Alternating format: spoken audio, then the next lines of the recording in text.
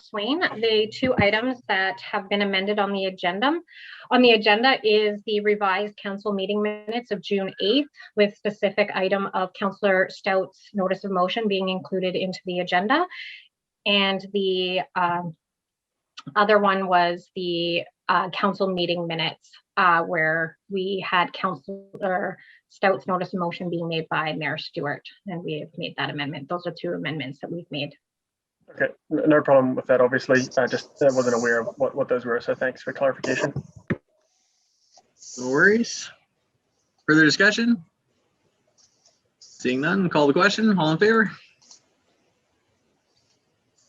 And that carries unanimously, which brings us to the consent agenda.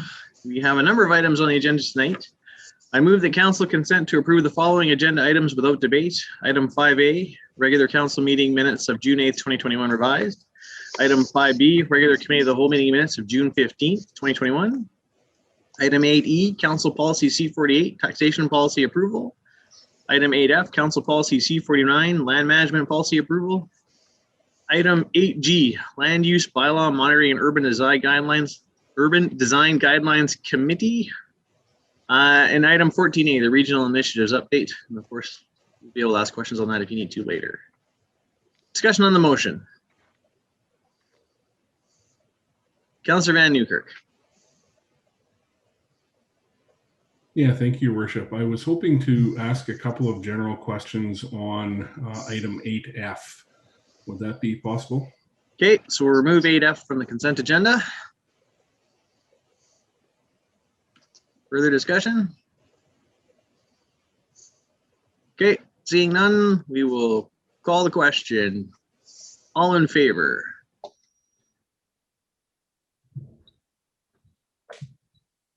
And that carries unanimously, which brings us to the open forum. And I understand we have one presenter tonight, City Clerk.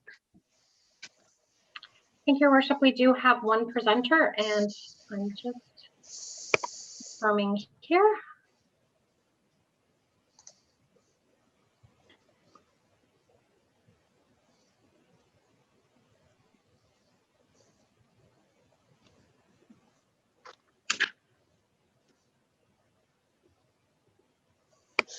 Ooh. See, we have Tom. Oh, hold on 1 second. He's early though. He's one item ahead of you. Just 1 second. Oh, sorry, Your Mayor, the person has dropped out of the meeting that was here for the open forum. Okay, if she comes back, let me know, because that might just be a technical glitch, and sure. we'll squeeze her back in. Thank you, Mayor. Which brings us to item 6, public hearings. There are none. We have no registered presentations tonight at item 7, which brings us back to item 8A, Air Service Opportunities Fund. Thank you, Mayor. I will just let all of the attendees in at this time. Thank you.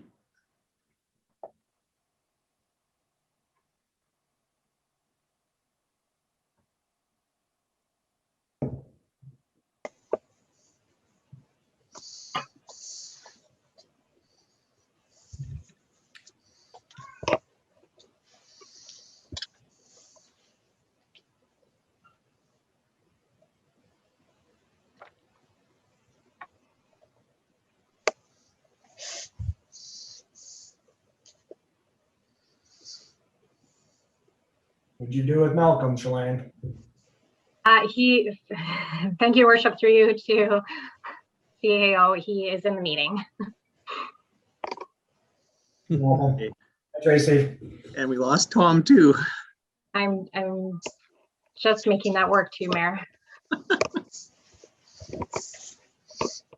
Oh, the joys of technology. We should be almost good to go here now. Doing great, Shalane. Don't listen to these guys. Appreciate that.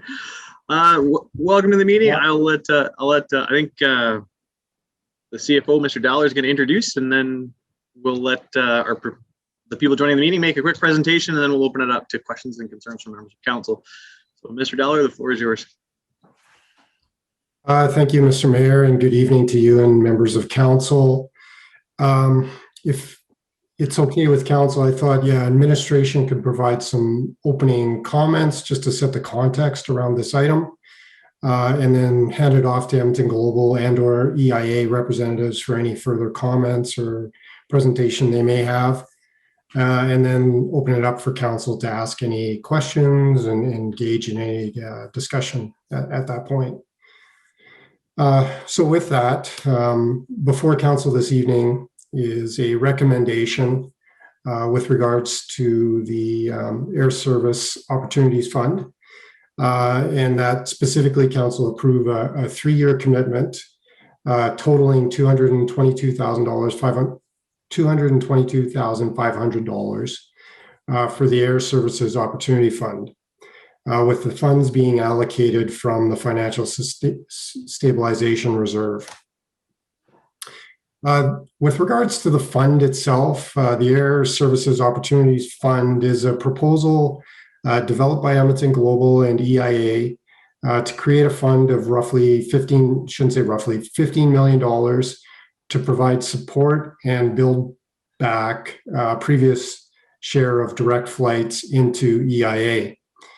Edmonton Global member municipalities would share the one-time cost of $15 million based on the allocations that have been developed to fund Edmonton Global. And the fund would be established for a 3-year period ending in June 2024, I believe.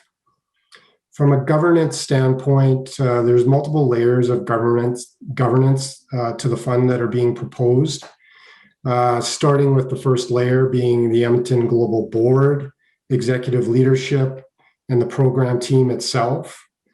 There's another layer that would involve independent auditors, which would focus on key controls over the fund. And then third and final level would be the Edmonton Global Audit and Finance Committee itself.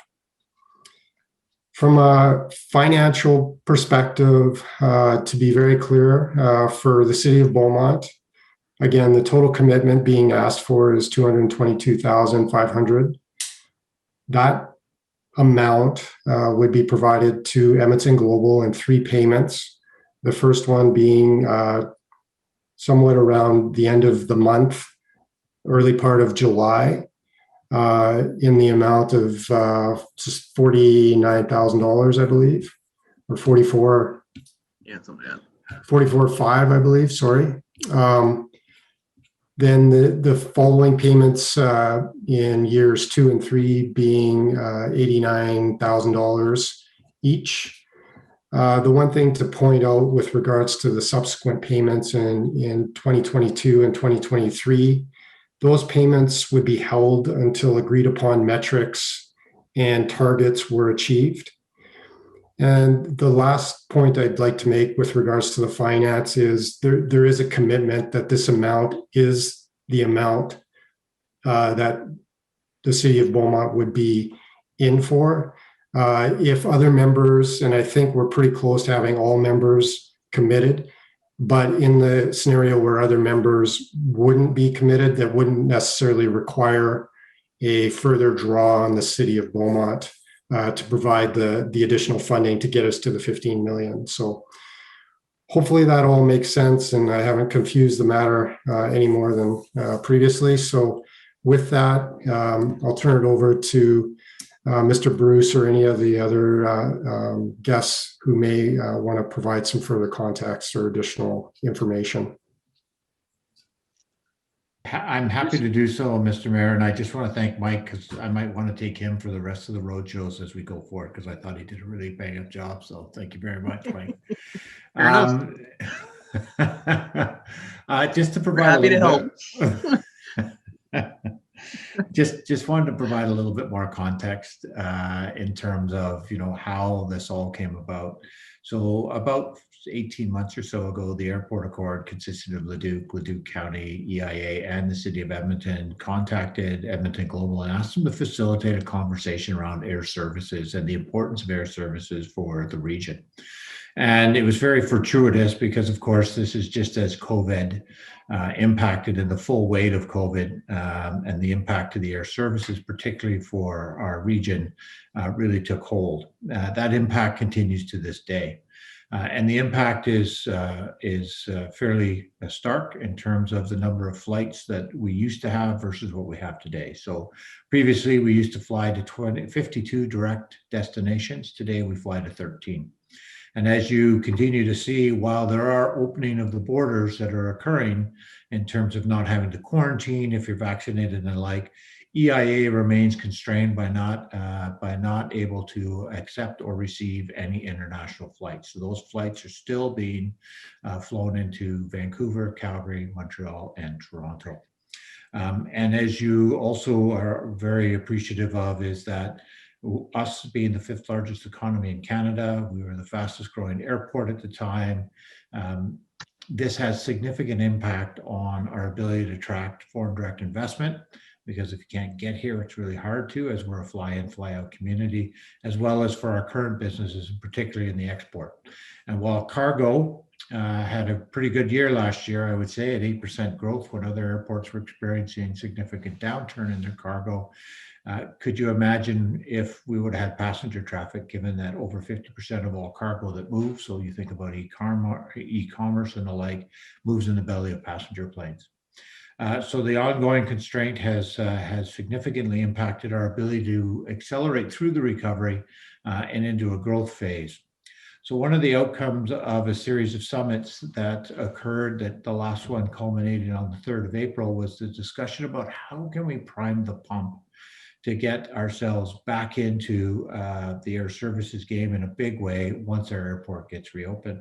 And the idea came about establishing this regional air services fund of approximately, and I'll use Mike's word, it is approximately $15 million. That's our goal, but as you know, that those are numbers that are set, but as things progress, they may ebb or flow a little bit, but that's the intent of the fund.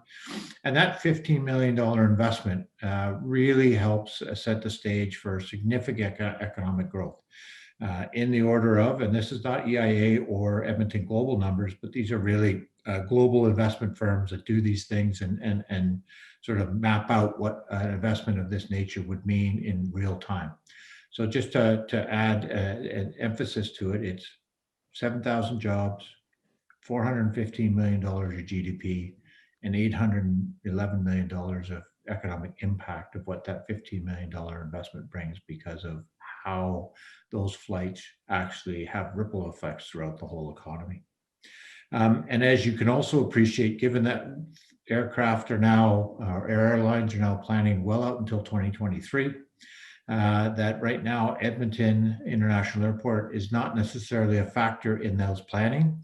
And this is one way to sort of entice them back in to look at us, because airlines too have reduced their fleets. Something in the neighborhood of 20% of fleets have been reduced globally, and those fleets won't be coming back right away. So we need to make sure that we're being as competitive as possible to ensure that we'll be able to get our best foot forward to get these flights back as quickly as possible. And these flights are not, we're not looking to bring all 52 back with this fund.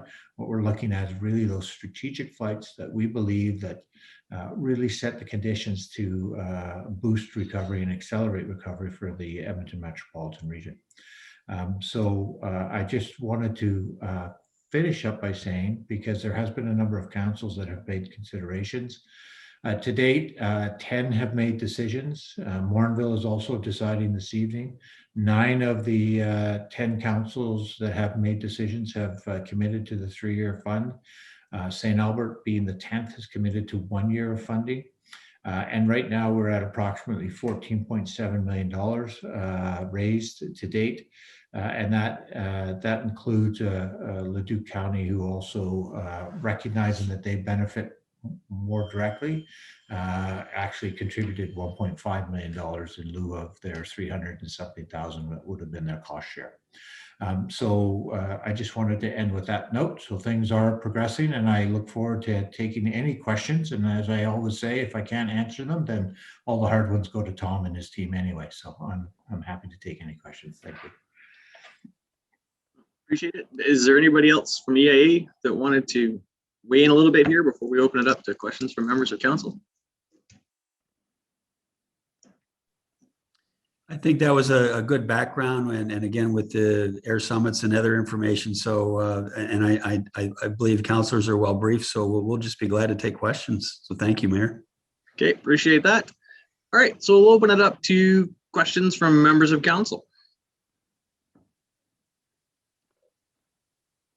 Councillor Montgoswain. I'll try to get off mute. Yeah, thank you, Your Worship, and thanks for the presentation. I'll start off by sharing. Usually, when I get a request for a decision, these type of documents in front of me, usually my mind is pretty much made up and coming into this conversation, and this one is not. And Malcolm, you've done a good job before of convincing me on a lot of these things. So right now, to share off the top, I'm not quite there, and so I'm waiting to hear some answers today, and looking forward to that discussion. I'll start off at the top. Maybe you could just provide a bit more background. So I get raising, and maybe I should start. I absolutely recognize the need for this in the region. I seen the numbers there. Anecdotally, you kind of heard about it, but seeing them in black and white on paper was really impactful. So I recognize that the need for this broadly. But my more direct questions are that the $15 million, what or up to, or that round number, what are you actually going to be doing with that fund? Maybe just there's a lot of nice words in there, but what are you actually guys going to be doing with that? So essentially, the fund is meant to help offset startup costs. So, for example, if you look at an airport that already has flights that are going in and out, to add an additional flight for that particular airline is not a major expense. They've got ground crew, they've got the systems in place, they've got all the support mechanisms, so they can layer on additional flights without really an additional cost. To start a flight back up, there's a ton of costs that are associated with that. Now, what this does is allows us to offset a little bit in conjunction with a number of other things that EIA will do as part of the package that helps entice the flight to come back. So the intent is it helps offset startup costs for that airline for the first 3 years, and thereafter the flight then should become sustainable. And one of the key criteria we're looking at before we make any investment is that we need to make sure that we're proving that this flight is sustainable over the long term. And airlines are interested in the same thing. So it's used to offset startup costs to get enticed direct flights back here for the region. You mind if I keep going here, Your Worship? Go ahead. Sorry. So thanks for clarifying that. This sounds a lot like something in the realm that the province and the feds could and should be helping out with. And I know in the briefing note anyway, it identifies that you're potentially looking to work with other orders of government. I find this interesting that with all the pass down costs that the province is already kicking down to municipalities, this seems like another one that the municipalities are having to jump forward here and step up and pay for us. So I'm just curious what the strategy is with the province. Why wasn't the province engaged first and get a yay or nay first before coming to us? I'm just curious around the strategy of that. So this is not a precedent-setting activity in terms of subsidizing startup costs. We have done so in the past. But more on one-on-one for strategic flights that we think are important for the business community. And it's not supported normally by federal or provincial governments because this is really a regional or municipal requirement to meet their specific needs. So it's basically us taking charge of where we want flights to go and us helping create the conditions to achieve that outcome. So that's why the municipal the municipal involvement. Federally and provincially, we have had a significant advocacy campaign that has been running for, I would say, at least 15 months through a series of programs. So for example, as you know, I'm the board chair for the Consider Canada City Alliance, which is the 12 largest economic development organizations in Canada that represent 85% of all the foreign direct investment flow into our 12 economies, of which we're number 5. As early as March of 2020, we had a letter signed by all 12 of them indicating that we needed to get our airports back up and running across the country. because there are only 4 currently accepting the international flights, and that remains to this day. So Winnipeg, Halifax, Ottawa still do not have them. So that advocacy call at the federal level continues, and at the provincial level as well. And based on the direction that I had seen, I had received from the trilateral board meeting that we held on the 27th of May, today, a separate letter went to the provincial government asking formally for funding to support this particular fund. But I think we all recognize, and I think the challenge is this would be precedent setting for the provincial and or federal governments to fund, even though it is an unprecedented event with COVID. So we believe that in order to sort of make sure we're charting our own path, that it's best if we can do it at the regional level to get it going because of the urgency needed. Yeah, I guess I would, and I'm not here to argue with you up to the province, but I would challenge that. I mean, the amount of benefit to the province to have these additional flights come into this region is significant. The flow-on effects, the same that come to us, are equally as beneficial into the province. Or, their argument of they're cash strapped, I'll throw that argument straight back at you, right? So just a comment on that. The last question I have, Mayor, and then I'll pass the mic. The one thing, and this is a strange place for me to come from. I feel as though I'm coming from a protectionist place, and I don't like it, but I've got to ask the question.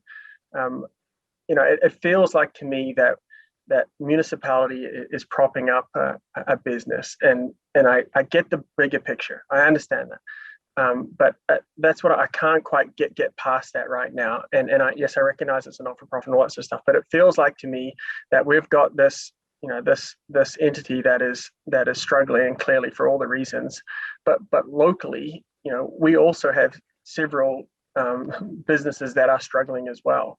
And if I use a dramatic example, if the Oilers were struggling, they bring a lot of revenue into this region. If the Oilers were struggling, I don't think we would ever consider, participating in that. And I know that's an extreme example, but looking back more locally, there are many of our local businesses that $250K from Beaumont over 3 years could really benefit from, and maybe that's just a separate conversation, and maybe we can look at doing both.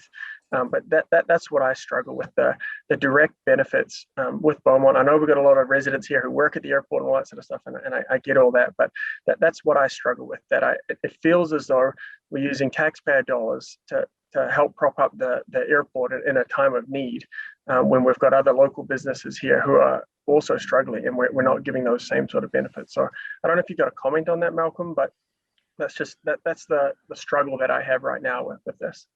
I do, and please don't take my last response as anything as letting the provincial government off the hook. So just so you know, we continue to push that particular process, because we agree, we think this is unprecedented, there should be help. But I'm just saying that, quite frankly, we have not had any success in 15 months. And we've had all the mayors sign a letter as well that have gone to the federal government, and that has fallen on deaf ears. So I just think that, our outcomes so far to date have not been as successful as we'd like. Regarding the fund itself and support, so I try and divorce EIA out of the equation, even though they are in the equation, because they're the medium of which the flights come into the region and leave the region. But it's really about access to international markets for businesses. And it's about access to international markets, or from international markets for businesses, as well as the visitor economy and the community at large. So it's truly about a bridge or a gateway in and out of our global marketplaces. And right now we don't have that. So I've spoken to 10 CEOs, and I've also been in direct conversation with your executive director of your chamber in terms of the impacts this has on business. And I can tell you that out of those 10 or 12 CEOs that I specifically can refer back to, they've indicated to me that they will leave this region if they can't fly to and from where their markets are. And so it's not just about growth in terms of our business community and growing our prosperity here, because if investors can't fly here, they're not going to invest here. It's also about sustaining what we've got now in terms of making sure that our business communities are able to move the products, the people, their services to places they need to go. And right now, because not a lot of people are flying, it hasn't had a significant impact on everybody, but it's going to once these airports start to open up and we can't get to where we need to go. And Yeah. maybe I can follow up on that a little bit. All good questions. Is really our airport here is here for the community. We're proud of the jobs that were created prior to COVID. COVID certainly it's none of our faults. It's not our city or airport or anything. We're proud of how we're operating through COVID, and we've unfortunately had to permanently reduce 30% of our workforce. We've taken our capital budget from 103 million to 25 million. We reduced our operating expenses by 50 million, and our concern is more for making sure that we get these flights back soon. The airlines have there's a whole bunch of planes that are on the ground that aren't flying, and the airlines are going to be making decisions soon on where those flights come back. And we know the importance of these flights to the business community, to each of you. And I appreciate, Councillor, you noting that even the direct impact, you can see the benefit to the community of people that are working at the airport and they're paying taxes in your community. There's tons of indirect impact, the e-commerce growth that we've had, access to markets for people in your community and throughout the region that are now able to access international markets for their products. So what we're really trying to do is this unprecedented COVID event is jumpstart these flights back so that we can actually create more economic impact in your community and other communities. So I just wanted to kind of chat about that. It's really a benefit. Business community benefits. The airlines. One of the great things about this fund is the airlines. It will resonate with them that our municipalities are rallying around this and understanding how important these air pipelines are for our region. I appreciate those comments for sure, and absolutely aware of the problem and the effort that the airport has done to adjust to this. I don't envy the problem at all. I just that is the challenge for me. Is this is it's tough to as a municipality when we've got all the other challenges that everyone else is facing to then add this one to it. So I really appreciate your comments. I'll leave the floor there for my other councillors to weigh in, but very good answers to my questions. So thank you. Appreciate that. Thank you, Councillor Swain. I know for myself, I'm supportive of this Air Opportunities Fund.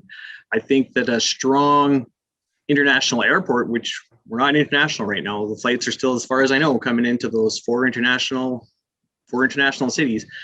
And if we can't get those international flights, that's going to have a direct bearing not only on the residents of Beaumont that live here and work at EIA, but it's going to have a direct impact on our long-term economic development goals. We're starting the Beaumont Innovation Park.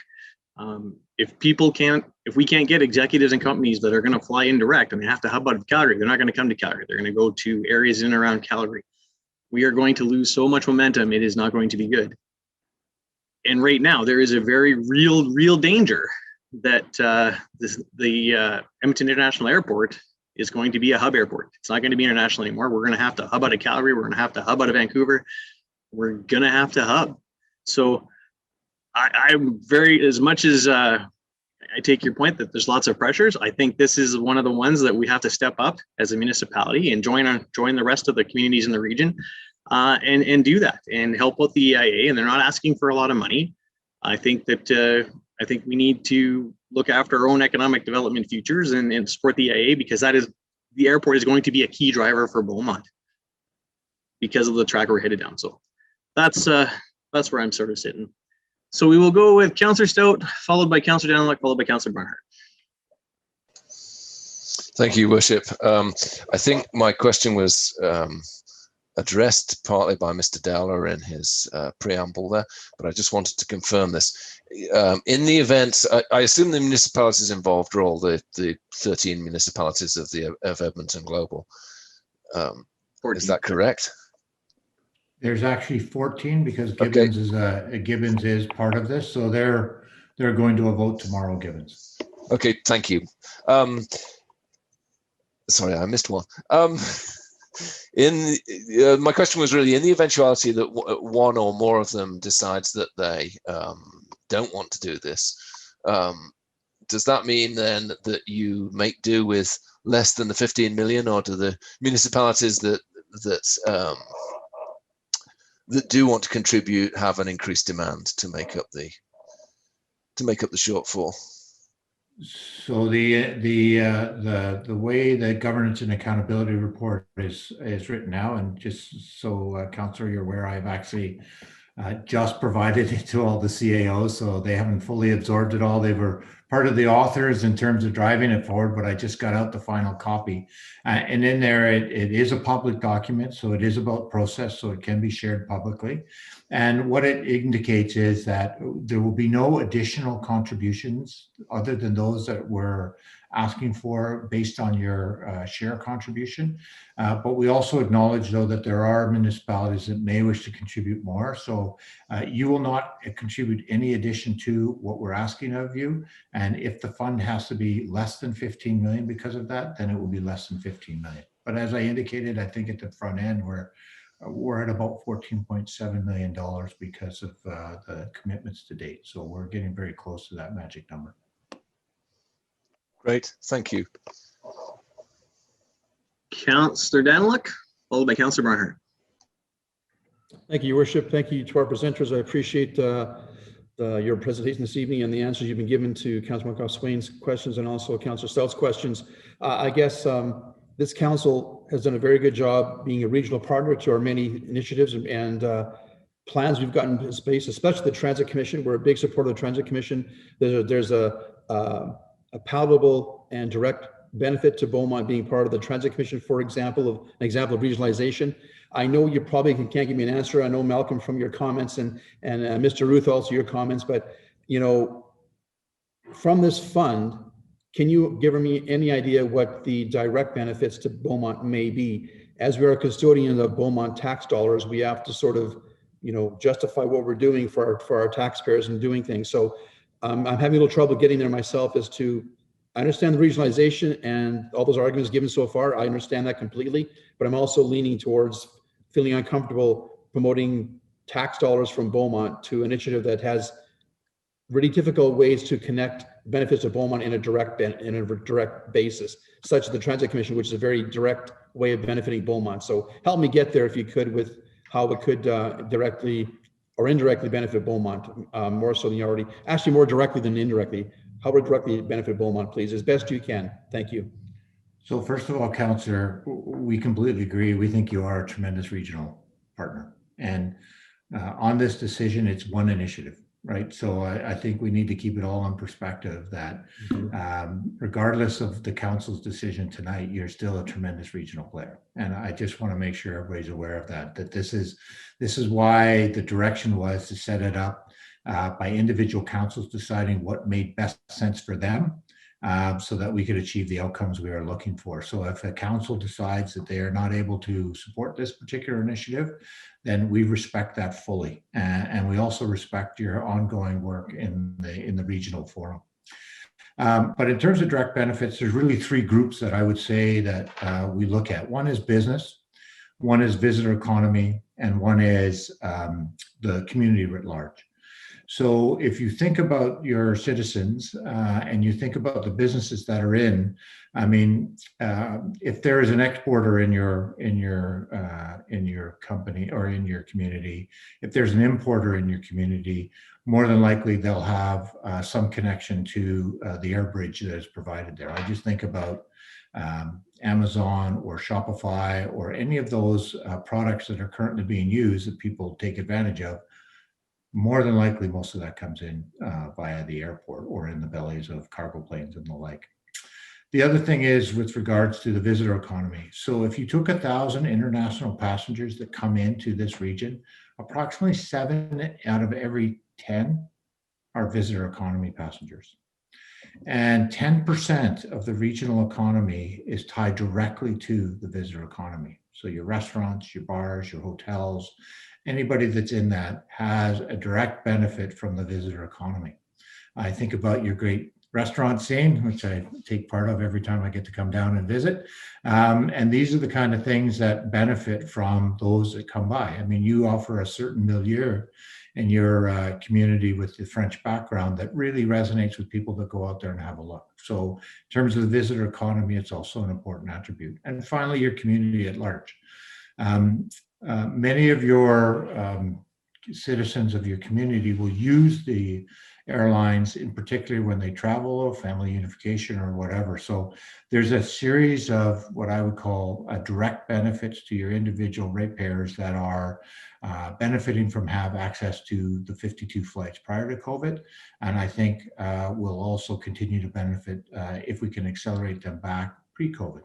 Last night, I was speaking to one young lady, and I think you might have seen her on Global Edmonton, where she indicated she's driving to Calgary to catch a flight because she can't get one to Nashville via Edmonton unless she goes through multiple stops. So it's just easier to drive to Calgary. And really, that's what we're trying to prevent, is that we want to make sure that the individual citizens of our communities are able to access the locations they want to fly to and from without having to be inconvenienced by driving to Calgary or elsewhere to get that flight connection. Thank you, Mr. Bruce. I am still struggling a little bit because I understand where you're coming from totally. It just feels like we're subsidizing a business basically, and that's kind of what we're doing for all the right reasons in the regionalization, the economic development reasons.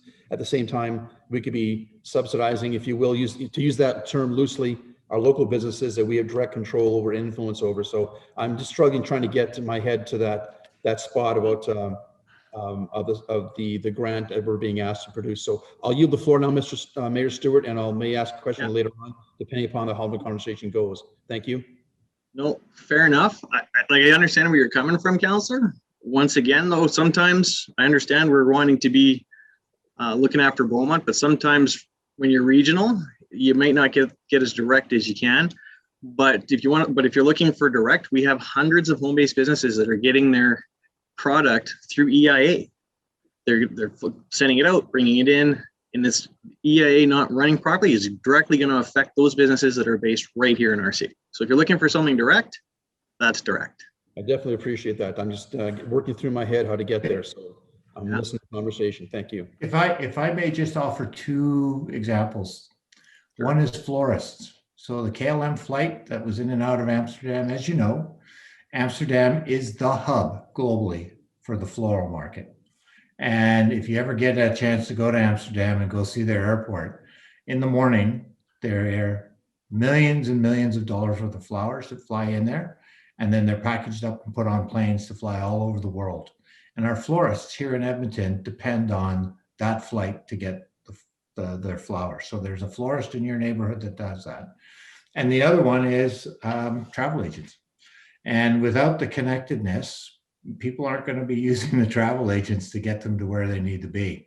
And so when we were chatting with travel agencies, the local ones, they're very concerned that their business will dry up if they can't provide the service that people are looking for from here. So there's two sort of, I would say, tangible examples of businesses that will have some challenges if we can't get these flights back. And I might add that this isn't funds to operate the airport. We've done the difficult task of making sure that we can run the airport, and we're proud of how we've been able to do that. This is really to create business growth and to re-stimulate businesses. If I look at your innovation park and people coming into an innovation park, one of the biggest first items that people are going to be looking at to come into that is air access for people coming in from other areas. And what we're wanting to do is actually stimulate those jobs or re-stimulate those jobs coming back. And those people and those people that are in Beaumont are going to be using those jobs. Not only they'll be using those jobs to create more tax base in the community as well. So that's where when Malcolm first talked about the economic impact. I wish it was easier to show you. These aren't our figures. These are figures from experts in the field in terms of the economic stimulation. But again, just this is really for the region. It's not for operating the airport. Councillor Bernard. Thank you, Mayor, and thank you to the presenters and to my colleagues, because I'm pretty sure all my questions have been asked and answered in numerous ways. Just to say, I can't see how we could survive economically without that international airport. It's been devastating, I think, to just see how it's been impacted, but so many places they've been impacted, so we're not alone in that. But I really do feel that this is an important piece. And considering the ask, I think we're getting quite a bit for the amount of money you're asking us for. So I am in favor.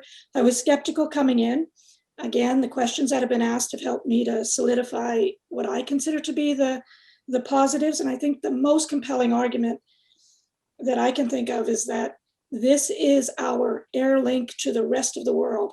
And it's a small example, but for me to visit my family in upstate New York, I have to drive to Calgary.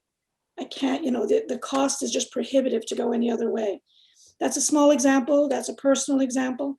I know just from people that I know that are in the businesses of using the airport for the materials that come in and for the materials that go out, the goods that go out, it would be devastating. And I could see us losing many of our residents and many of our businesses if we don't get on board and work together. We said when we were going to be collaborative as a region that there would be times when we can't see the direct benefit coming back to us. Actually, I can see it in this case, and I think the amount of money we're being asked for is well worth it. So I am supporting this 100%. Councillor Van Newkirk. Thank you, Kathy, for your comments. Appreciate them. Yeah, thanks for coming in. And Mr. Bruce, Mr. Ruth, thanks for your comments to date here this evening. I want to circle back to the provincial advocacy side of things. Mr. Bruce, have you been able to have a direct conversation with our MLA? And if so, what is he doing to advocate to get some funding for this initiative? So I have not personally spoken to your MLA. What I've done is I've used Minister Madu, who is a cabinet minister and the what I saw on the inside of this. I've also spoken to the Minister of JEI. I've spoken to the Minister of Agriculture. I've spoken to a number of the deputy ministers, and then you will see probably tomorrow a copy of the letter that has gone to the Premier. It speaks directly from our board chair. And it's really about two things. One is support to the fund itself, but also the other one is the support to getting us back open. So we continue to not have the full set of criteria in front of us to be able to open up, to find out when we're going to open the airport. So I have not spoken directly to your MLA, but I have spoken to a number of the key cabinet ministers in the government to help us get there. Yeah, no, and that's a good start. Are you finding support there? I'm going to be pretty frank about that. We haven't seen the kind of support given the hard 15 months that we've been doing at this. So we continue to outreach and reach in, because it's as you've indicated, we're the 5th largest economy in Canada. We service the northern half of Alberta and the territories. This is critically important to Alberta as a whole. And I will say we have not had the same level of support that we would have hoped for, with emphasis on fair treatment, or equitable treatment is probably a better word, in terms of our positioning for economic development. Okay, well, that's good. No, I look forward to seeing some more on advocacy. And, one of the things that I may suggest on the advocacy front is getting more creative and looking a little more broadly at some of the different avenues of media, both traditional and non-traditional media support that you might be able to gain in the region, as well as engaging the opposition. I think that the more conversation that can get going on this issue to try and get this for EIA, the better. So that's just my 2 cents. Thank you. Thank you very much for your comments, Councillor Van Newkirk. And before we go off and start on round 2, is there anybody that hasn't spoken yet that wants to speak in round 1? Okay, seeing none, we'll close off round 1. Councillor Monkoff-Swain. Thank you, Worship, and I'll be brief. I start off by saying I was on the fence heading into this, but maybe I'll acknowledge Mr. Bruce up front. Your comments, I've always had a lot of time and respect for you and your argument and your background, and really appreciate your answers today. Mr. Ruth, when you explained and you put it so eloquently around the fact that this is not going to your OPEX. This is, you guys have made those tough, the airport has made those tough decisions itself, and this is more the broader piece that really summed it up for me. And also, Mayor Stewart, your passionate argument there was very, very well said. So I'm in favor of this. I think when I'm questioning myself, I looked at this and this makes sense, and I'm trying to figure out why isn't this a slam dunk for me? And I think that the challenge that I have is not with this presentation, not with this approach. I think just for a change, it's at that provincial level that there isn't that support, and that's unfair. And I don't want to penalize the process here. So I am in favor of this. I will be voting for it. I do think, I don't like the model of St. Albert where they're giving 1 year in and dribbling that funding in. I think if we're going to do it, we're in, and we're going to give it predictability. So I'll be supporting the motion in front of us, and just want to thank everyone for a really good conversation on this topic. So thanks for everyone's time coming in and giving some good answers on this. Appreciate that. So at this point, I guess I'll put the motion on the floor. To move this along, I'll move that council approve a one-time increase in expenditures to the 2021 operating budget in the amount of $222,500 for the Air Service Opportunities Fund, with the funding coming from the Financial Stabilization Reserve. Further comments? I saw Councillor Danlock, your hand went up and down. Again, you speaking? Well, I went down when you made the motion, so I'm going to let you do the motion first. I took my hand down. So now the motion on the floor, I'll leave my hand back up again. And I also want to thank the presenters for their comments. My initial thoughts were, why are we doing the job of the province and using Beaumont tax dollar to do the job of the province? That's where I was kind of coming from initially. That's why I asked the questions the way I did. I'm very happy with the response from Mr. Bruce and Mr. Ruth also on the comments and the question. I'm all for regionalization, as this council has been since we began our term 4 years ago. I see the benefits to Beaumont regionally. I had to ask this question to get myself the justification to vote yes on this motion, and I believe I'm there. I have enough confidence now in the spin-off benefits for Beaumont to support this motion, and I'll vote accordingly when the motion is called for. Thank you very much, gentlemen and council, for your thoughts. Thank you. Thank you, Councillor Danlock. Appreciate your comments. Councillor Hendricks, and if anybody else is wanting to speak in this last round, get your hands up now. Otherwise, after Councillor Hendricks is finished, we're going to call the question. Your Worship, thank you. And again, to the regional point, go back a few years when the expansion was first being contemplated. I was chair of the Southwest Regional Water Commission, and we certainly stepped up with our water service systems to improve and help out the EIA. And then you've got the Port Alberta discussions. You've got all the air cargo discussions. You've got I believe there's a tank farm that's currently being constructed, to assist with fuel. It goes on. And what would you do without the airport regionally? And if you take the model, like, and you mentioned Schiphol in Amsterdam, that's the only airport they've got. So for those who've been to Nijmegen and need to get on a train and another train and other things to get to the airport, you got half your day is spent getting to the airport if you're on the other side of Holland. So we've got a great system here. We've got a great opportunity here. We had great momentum here. So COVID got in the way. We got to restart this. So I'm all in favor of putting some energy back into this whole process. So thank you. Thank you very much, Councillor Hendricks. Appreciate your comments. Councillor Barnhart, to wrap it up, then we'll call the question. Thank you, Mayor. I just have one remaining question, and it is for Mr. Sure. Dowell regarding the source of funding. And I wonder if he could explain why the financial municipal reserve instead of the economic development reserve. Thank you for the question, Councillor Barnhart. And in a lot of ways, it could have made the argument for the Economic Development Fund.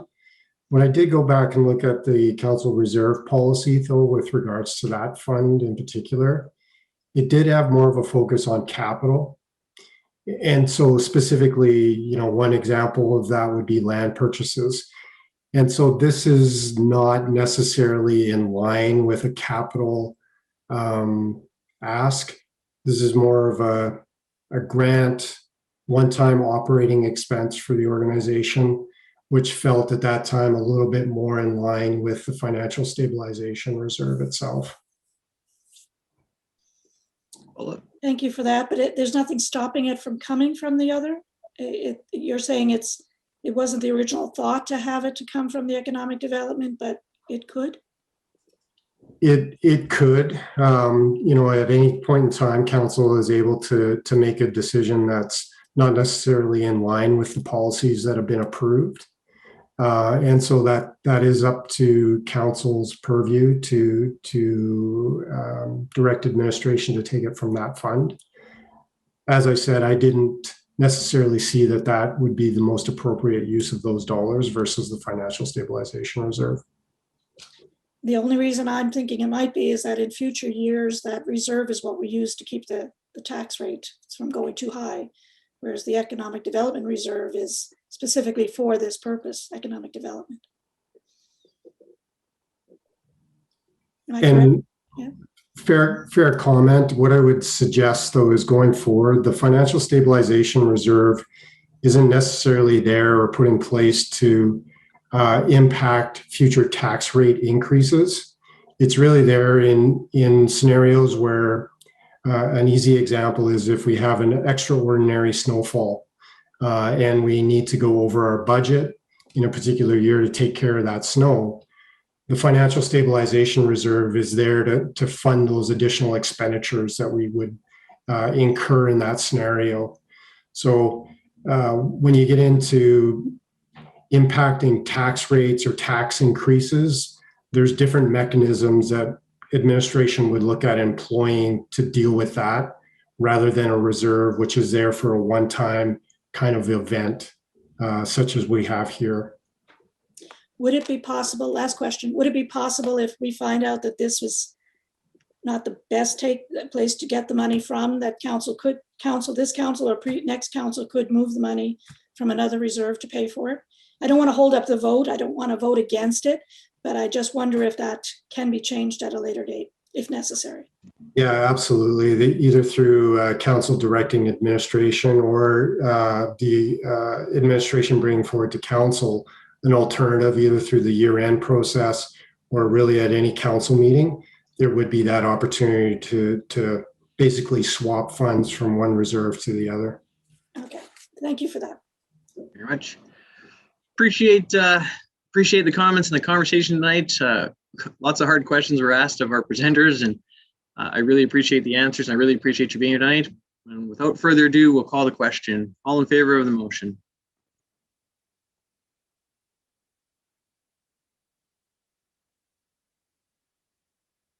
And that carries unanimously. Appreciate council's confidence in getting EIA back up and running to its full potential. And once again, I thank the presenters for coming in tonight and answering the tough questions. And I know you guys have been on the whirlwind tour and you're getting to the end of it, a couple more to go, but we really do appreciate all the work you're doing, both at Edmonton Global and at EIA, to try and get our economy running again. So thank you very much, and appreciate your time this evening. Thank you for your support. Thank you, as always, council. Always appreciate the engagement. So I most enjoy it. Thanks. Thank you very much. All right, so without further ado, that brings us to item 8B, Social Master Plan Progress Review. Ms. Willison, welcome to council. Thank you, your mayor and members of council. So I'm pleased to be here this evening with Emily Sangster, who is our long-range planner. And we're here to provide you with a progress review on the social master plan.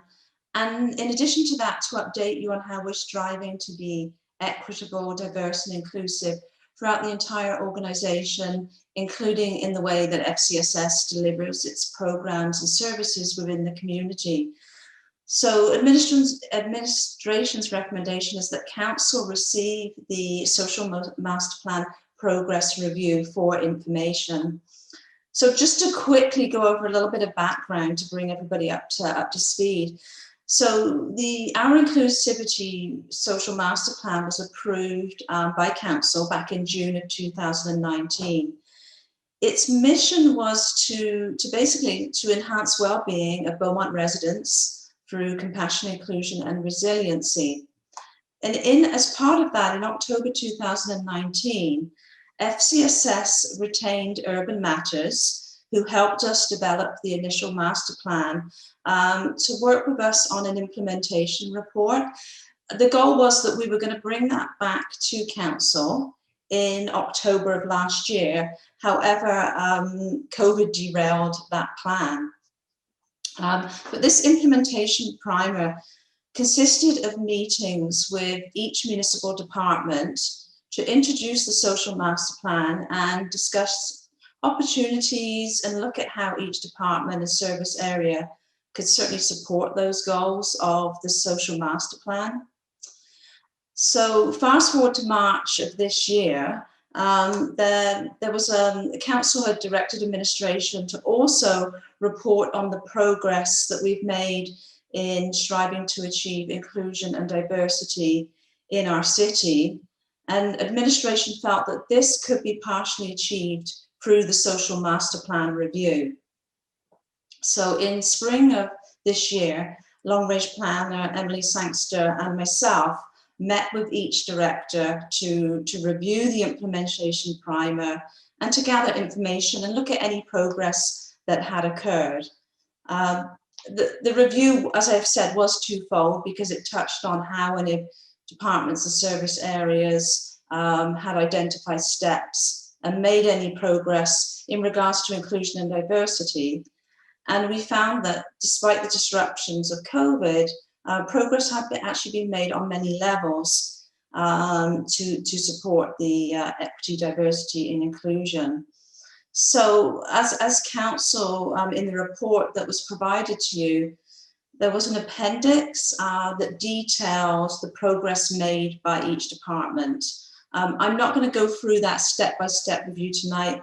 That is a lot of information. So what I thought I would do is I would just highlight some of the outcomes, achievements from each of the municipal departments and service areas. So I'm going to start first with FCSS.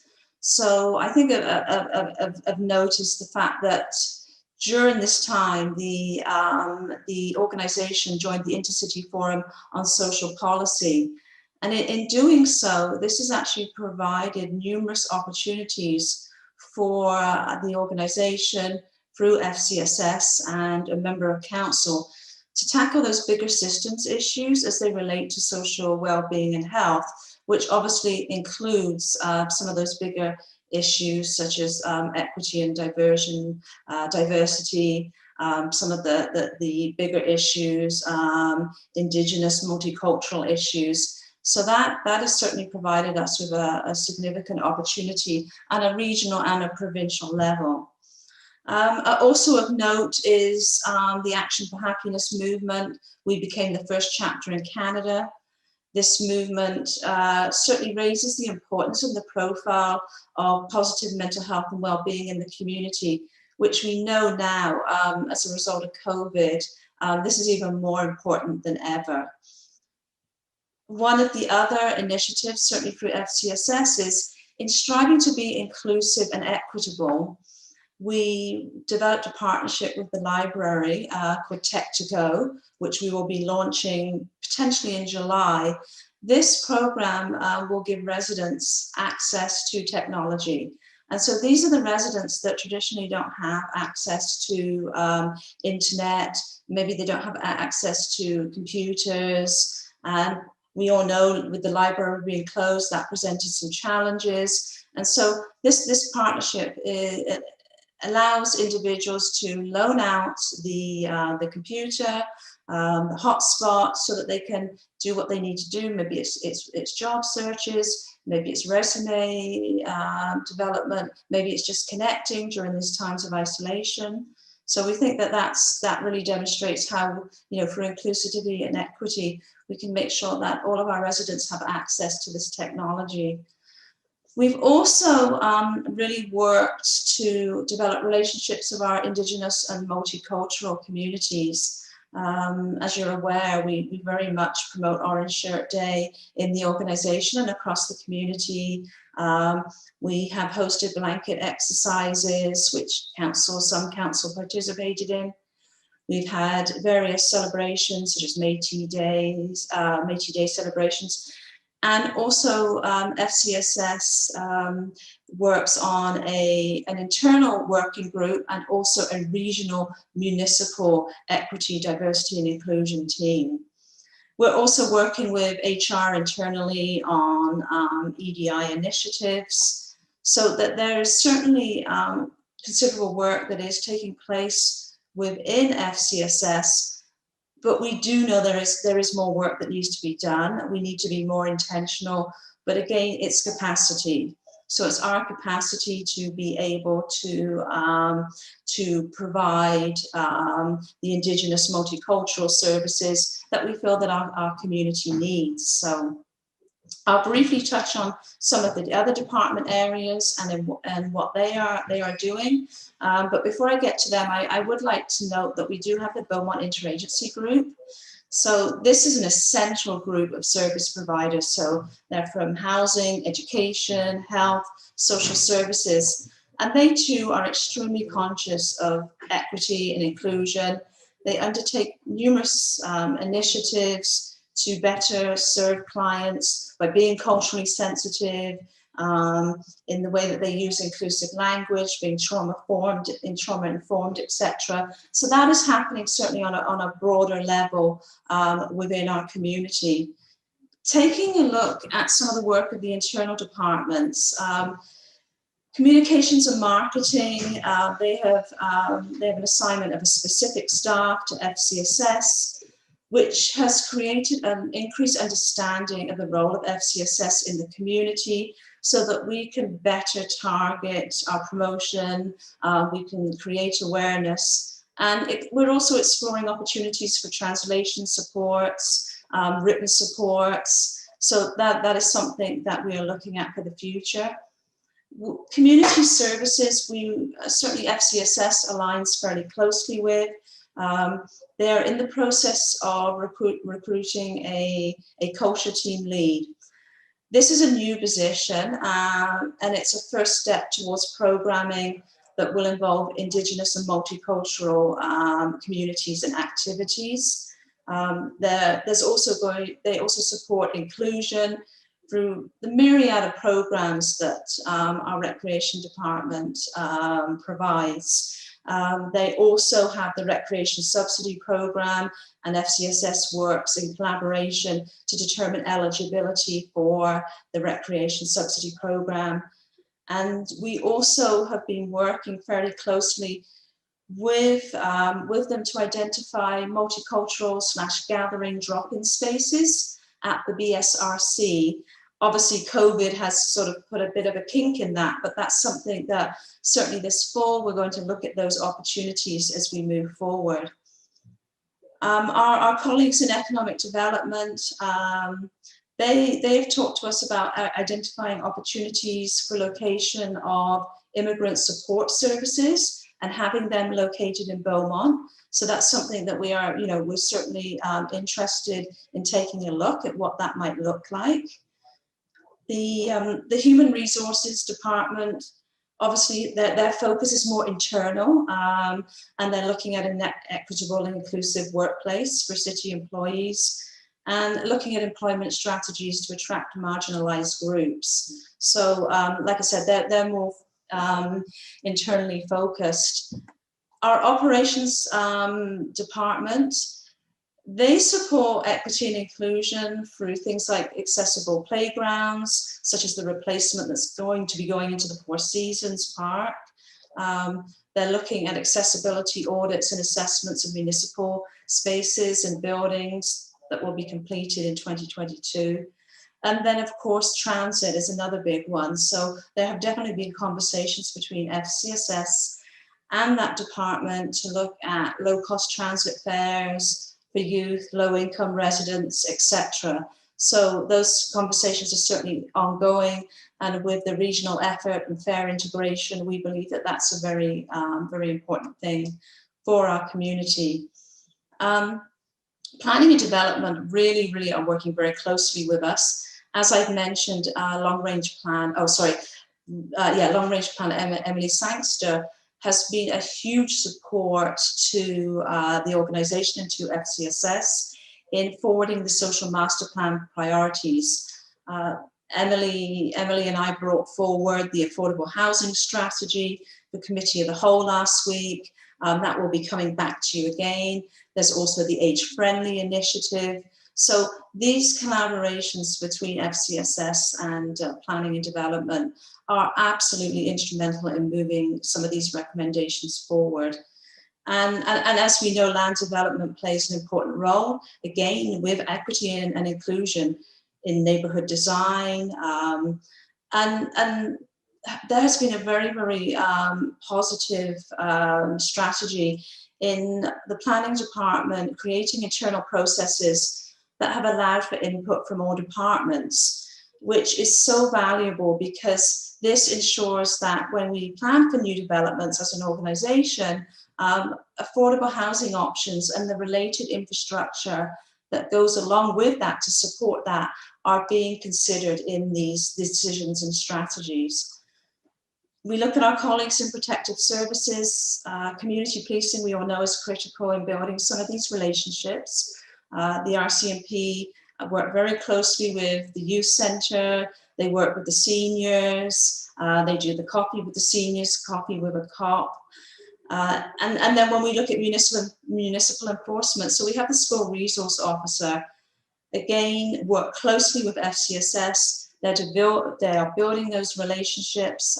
Certainly inclusivity is really important to them. And finally, I guess when we look at the fire department are involved in numerous community events, and they're certainly involved in FCSS events. They're doing the fire safety promotion and annual campaigns. And so they very much have a presence in the community.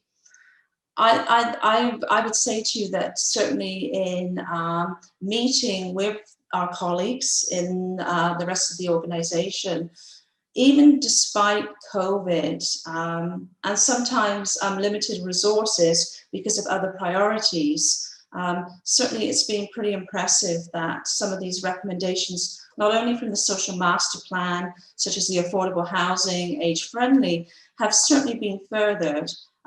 There's also been strides taken towards equity, diversity, and inclusion in all departments. FCSS's plan is to continue working with all of the departments to ensure that these goals are being met. And also, I think, to be more intentional on how we incorporate equity, diversity, and inclusion in all service areas within the organization. I mean, I guess in concluding, we understand that the knowledge mobilization is essential, and certainly the importance of holding space in working with our multicultural and Indigenous populations. And also that means taking steps to further the actions identified also in the Truth and Reconciliation Call to Action report. And to do that, we need to work in partnership, not only with our service areas and departments internally, but we need to engage with our Indigenous peoples and our community and our region. So that is certainly something that we recognize, we are working towards. And I guess I'll conclude it there. I don't want to take up too much time. I'll conclude it there. And certainly myself, Emily is on the Zoom tonight. We'd be more than happy to answer any questions that certainly any of council have. Thank you very much, Ms. Wilson. Appreciate that. Just before we open up discussion, I will look for a member of council to move the motion, and then we'll open up discussion. Councillor Barnhart.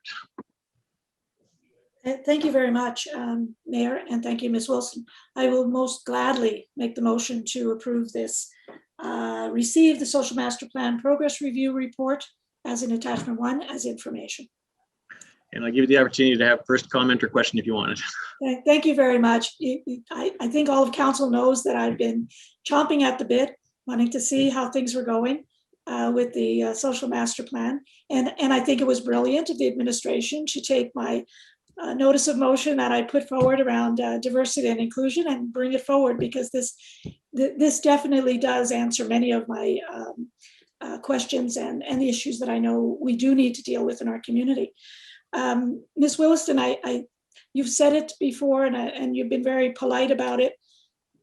Capacity is a very difficult thing to deal with when you are a relatively close-knit. I don't want to say small, because you're mighty in terms of your staff complement, but like how many staff do you have now? And I understand this is more of a corporate focus, really, because you're taking all of the departments, into the collaboration. Like, what do you think it would take to actually get all of this done? How many years are we looking at? Is this a 5-year plan? Is it a 10-year plan? A little bit on that, please. I'd appreciate it. Okay, thank you, Your Worship, through to Councillor Barnhart. To address your first question, how many staff do we have? It's myself and 3 social workers. So we have youth, child and families, and we have senior/community development. So I will agree with you, we're small and mighty, but there's limited capacity. There's limited capacity. We certainly are trying to do the best that we can, and I think I've attempted to demonstrate that through tonight's presentation and that report. But at the end of the day, if we don't have the capacity, we can't move some of this further along. And that is just the reality, and that's where we're at right now. So EDI is reflected in our values and our beliefs in FCSS, but there is so much work to be done that at current capacity, we're struggling to keep up. That is the bottom line here. If I could just give you a couple of thoughts that are coming to me as you're saying that. If I'm not mistaken, when we did the plan and it was approved, you had identified priorities and high, medium, and low. I might be mixing that up with another plan, but I think you did that. And I would say prioritization, when and if you come back in June of 2022 to the next council, I do think that they are going to need to know what is the most important pieces and what is doable.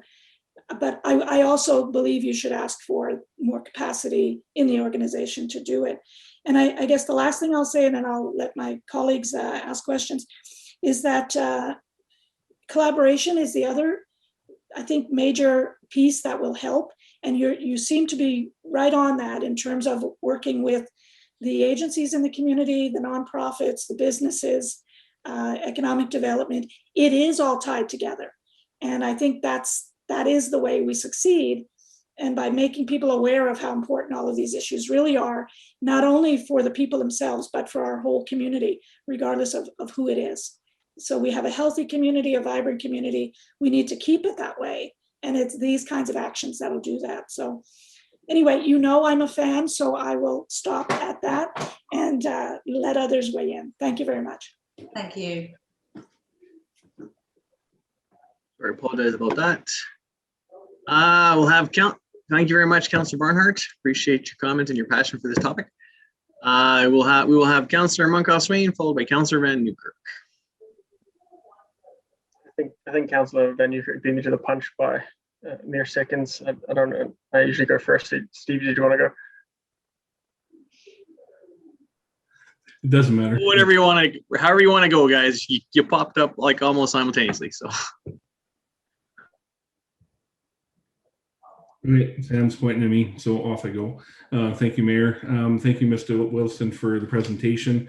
Lots to read and lots to unpack with this one. So, I think an update is warranted because look how much information is there and look at all the things to do. 2 major themes. First one will be capacity and resources, and the second one will be communications and marketing. Capacity and resources. I want to be very, very simple, short, and to the point. If you need something, ask for it and fight for it. I can't say that anymore directly. I don't believe that we had a discussion at budget time around, your team asking for more support.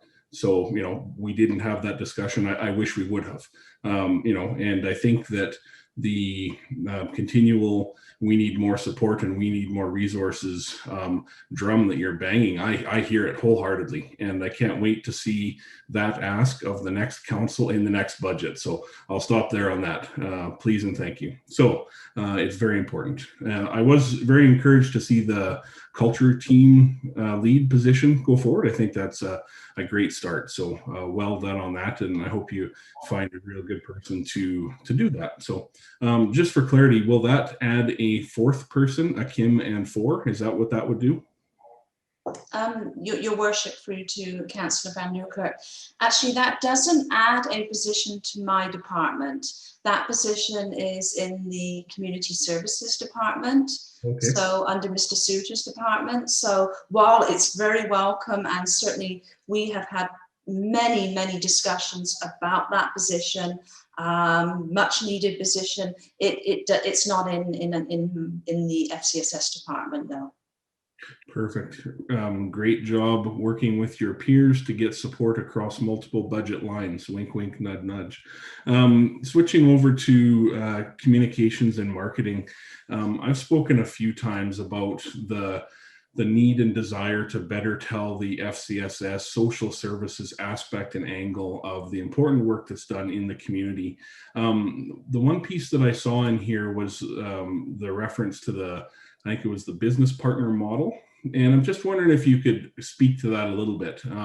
In the document, there's a couple sentences around, it's helping do this, this, and this because, but I'm just wondering if you can speak to that business partner model a little bit more, just to better inform me and us on that. Thank you.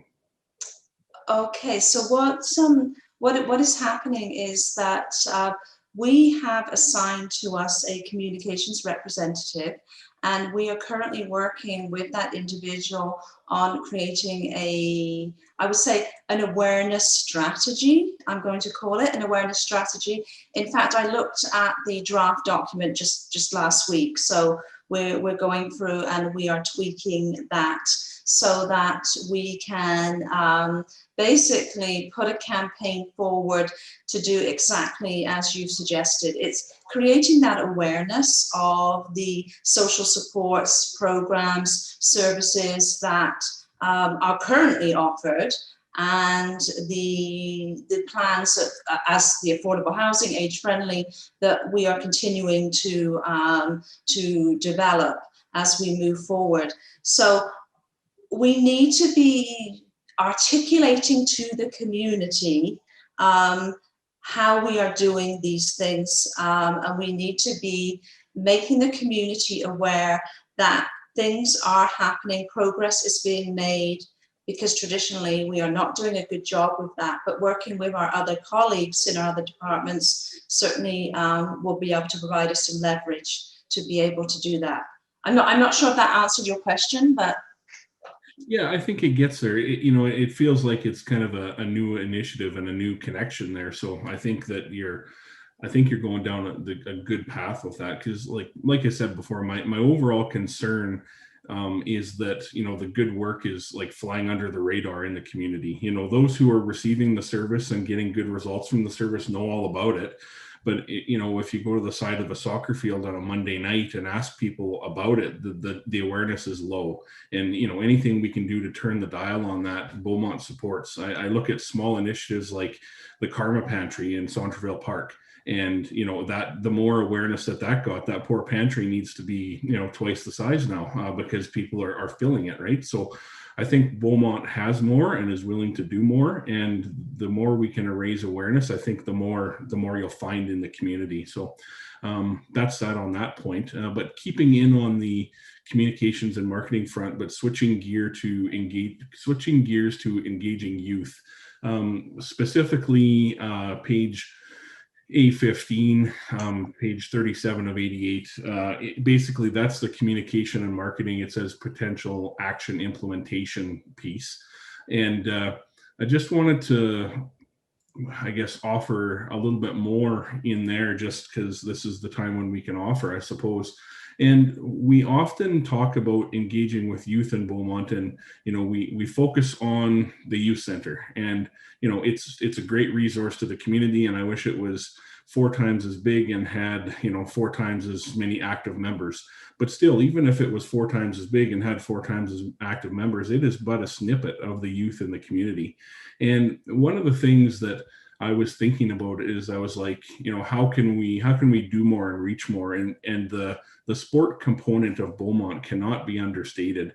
And at what point, in community messaging, does FCSS, begin to leverage the sport activities in Beaumont to share messaging? And I'll probably bring this up in other communications portions of what we do in the community, because there are large groups of people who are coming together, and youth are doing things, and it can't be our personal mailing list. I understand that. But if you take a go where the people go model, and if you had a message to deliver or something to educate the community on, what better thing to do than a pop-up booth at the BSRC, or head out for an hour on a busy soccer field day or a busy baseball diamond.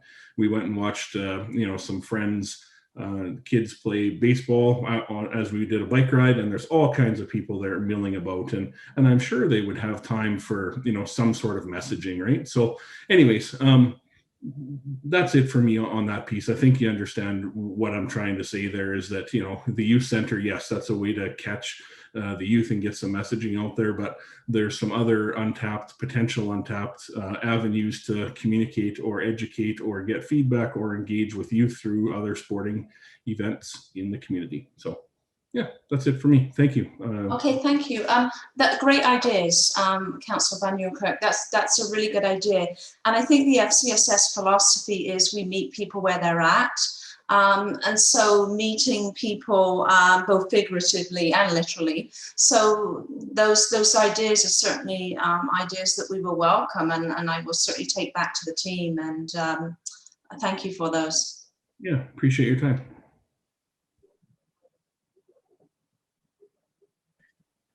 I'm on mute. Sorry about that. Appreciate your comments, Councillor Van Nieuwkerk. Really appreciate them. Ms. Wilson, thank you very much.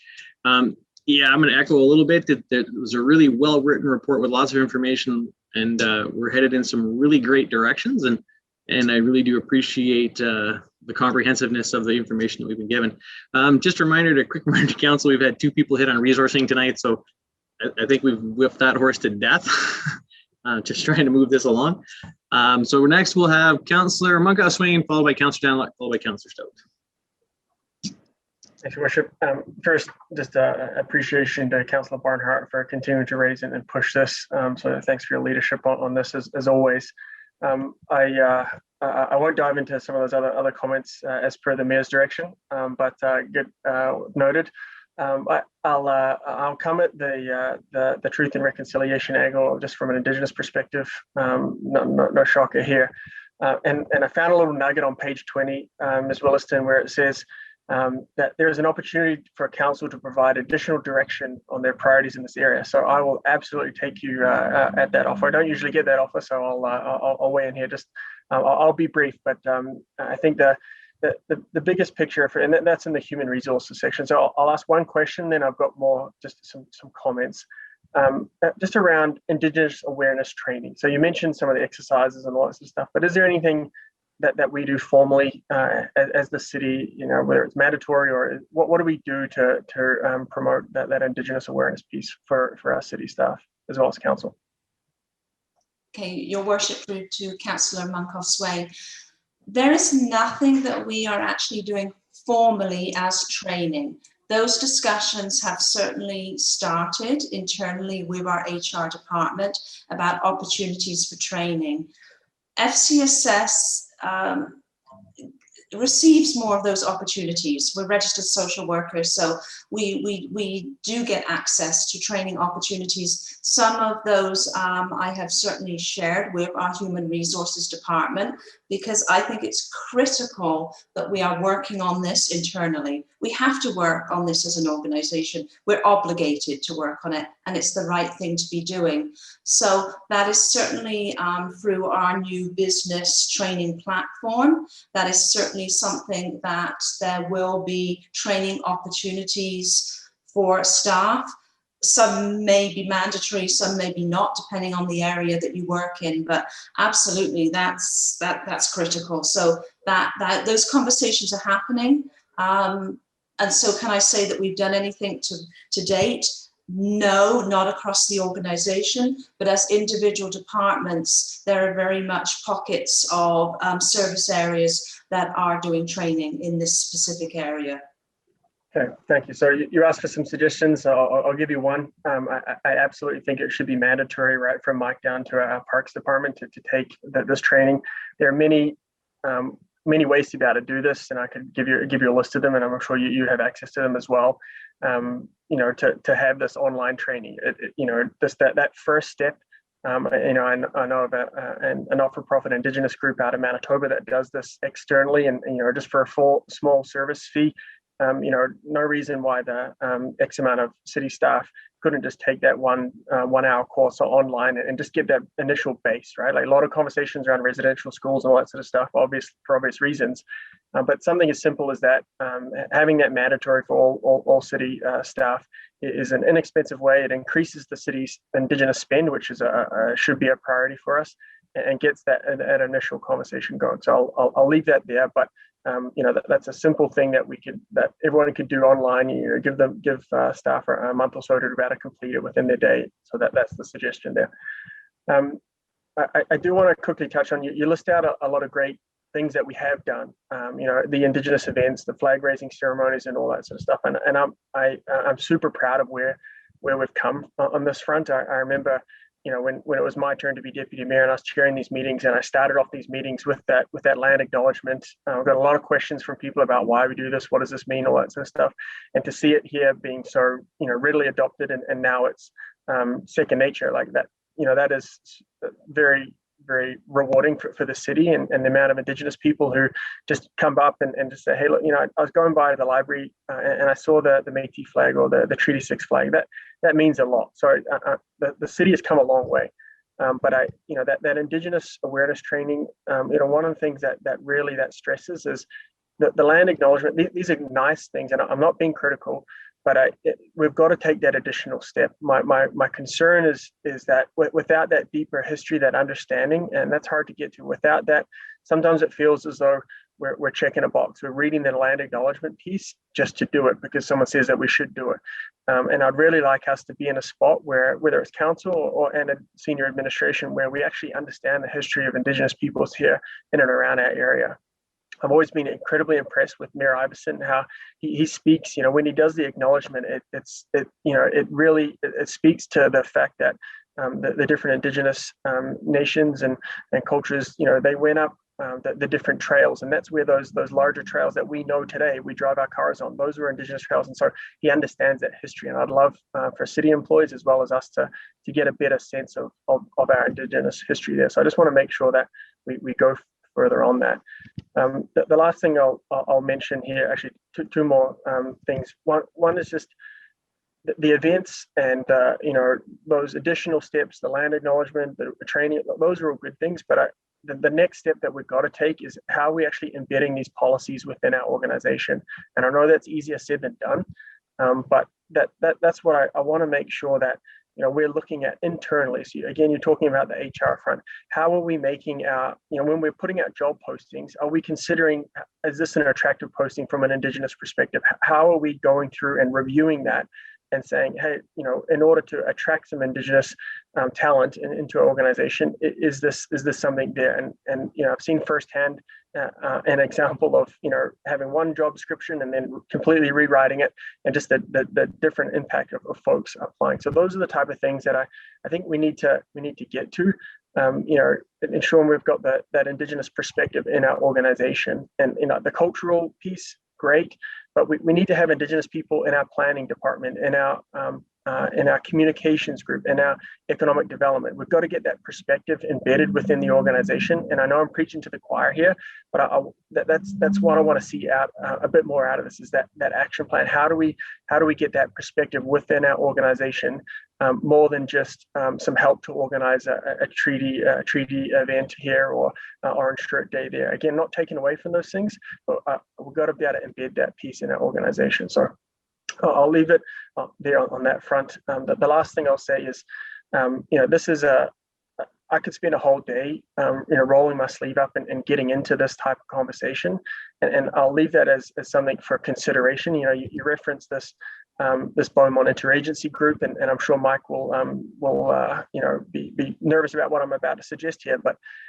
is there a way for council, maybe not to participate in that, but just some way that we can just sit down and roll up our sleeves and just have a day and just go through this and get a better understanding and give more of our perspective and vision. I'm obviously speaking very fast. I could speak for hours on this stuff and ask questions around it. And I think that's I recognize it's an administrative role, but we're looking at directionally of how we can shape this city.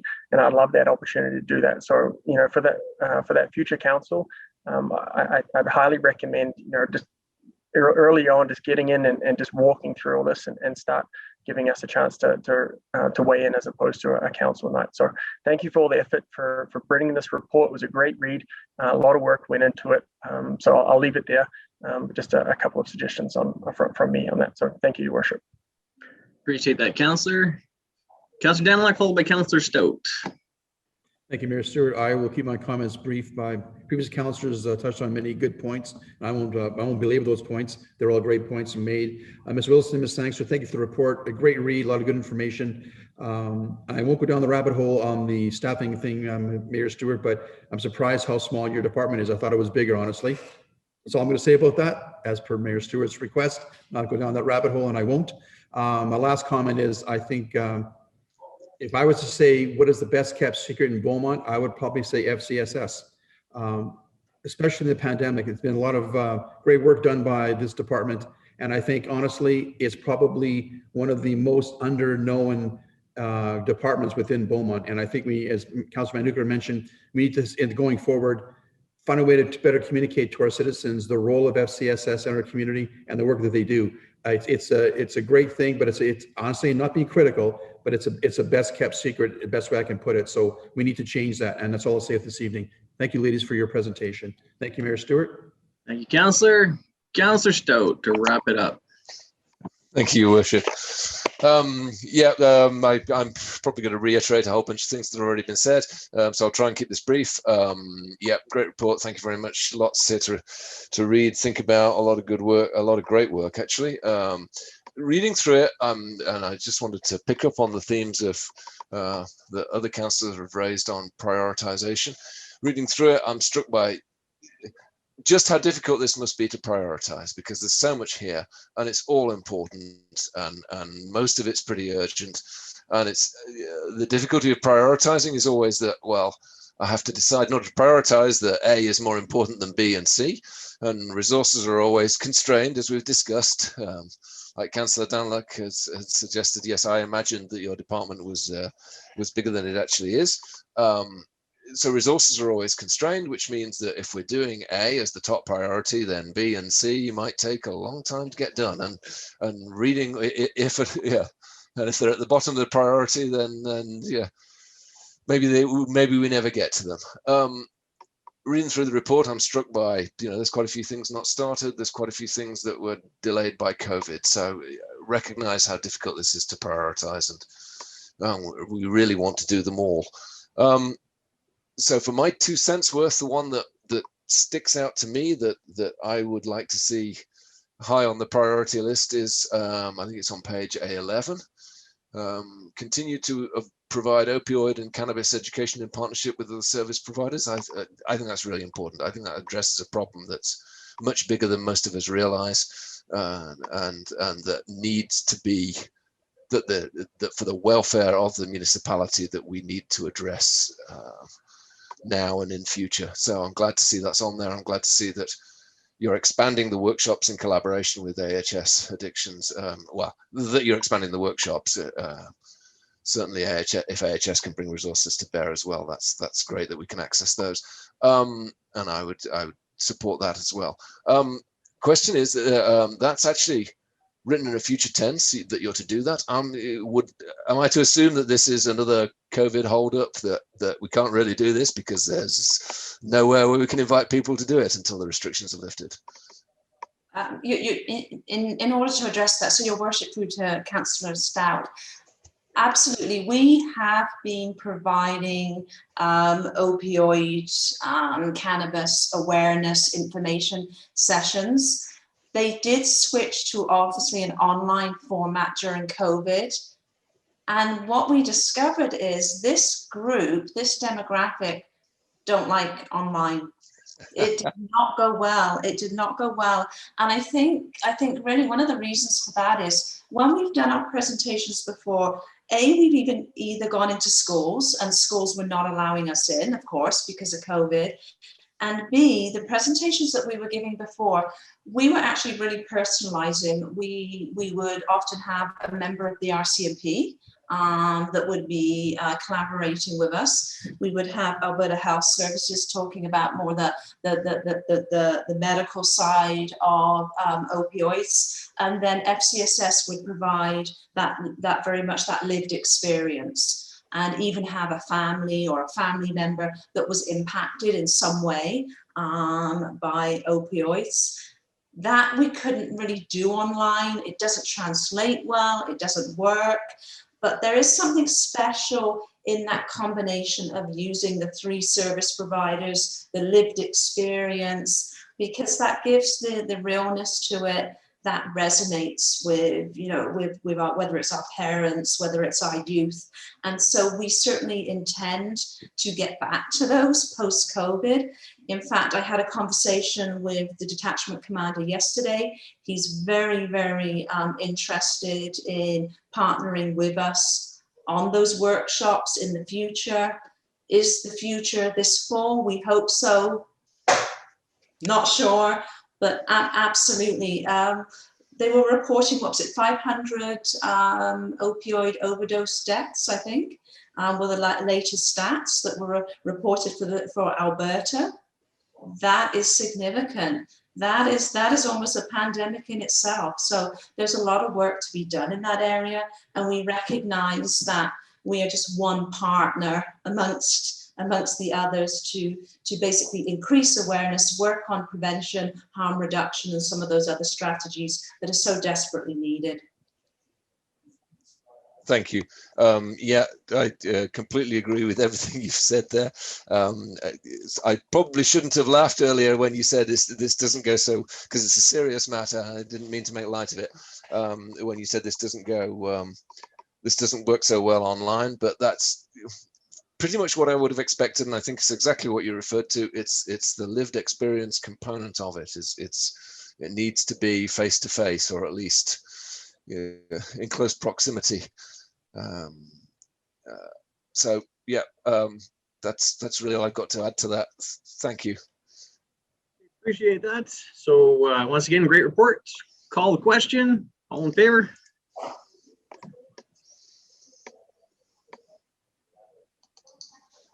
That carries unanimously. We've been now sitting for an hour and 40 minutes, and we've got 2 items done. So we're going to take a quick 5-minute break and try to get back and power through the rest of these in a time.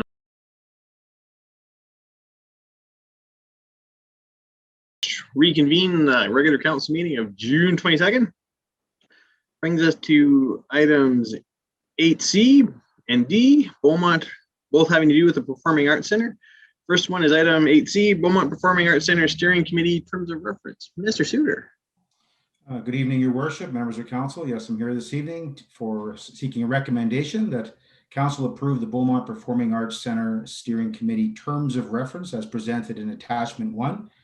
I would like to start off by saying we're a little ahead of schedule. I think we'd intended to bring this back to council in July, but with the planned summer breaks and the compressed meeting schedule, we looked at an opportunity this evening to to bring it before you with the hope that we could get moving on this project as quick as we can, as we know we're on a bit of a timeline to get this work done. So that's why I'm excited to get started. And this is something obviously we started in 2020 with the feasibility study. And then as part of after that was adopted and received as information, the 3 different phases of that study, then it was recommended that the formation of a steering committee to take all of that information plus others and come back to council in the future with a recommended proposal, solution, however that would look. On April 13th, 2021, at the regular council meeting, it was moved that the administration establish a steering committee focused on the development of an arts facility in Beaumont that reports to council. The steering committee should be established by May 31, 2021, and consist of up to 10 members from the public, experts in the arts facility construction and administration. B, working with the steering committee to establish goals and objectives for the success of the steering committee and report back to in July, committee of the whole, and identify an appropriate budget amount to effectively run the steering committee and an appropriate revenue stream to fund the steering committee and report the information back in July. So as I mentioned, Your Worship and Council, that we're back a little early this evening, just trying to get this going a little quicker than July. The terms of reference was basically a framework which the committee would work within. It's not very exhaustive, as you can see in Appendix 1. It just established what the intentions of the committee are and how it will be structured. And I'm seeking support for that this evening. Thank you. I appreciate that, Mr. Shooter. Just before we get going on questions and debate, I'll ask for a member of council to move the recommendation. Councillor Van Newkirk.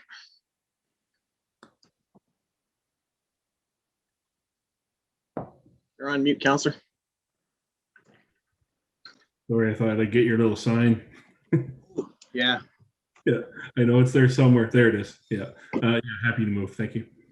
Thank you very much. So moved that the council approve the Beaumont Performing Arts Center Steering Committee terms of reference as presented in attachment 1.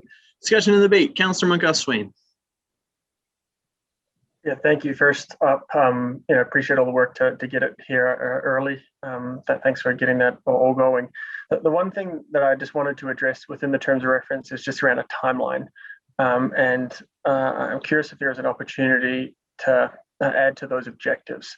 And maybe I'll speak from a personal perspective, and then we'll see how that applies. But I know what you've laid out there is a lot of work. I know it's a short document, but there's a lot of work. And I see this going the way, maybe not taking as long, but going the same way as the rec center conversation, where we had that detailed engagement, we had those options, and we went through all that sort of stuff. And so I recognize that that's going to take a while to be able to do. And there is a lot of funding source conversations. How are we going to get this? How do we fund it? That sort of thing.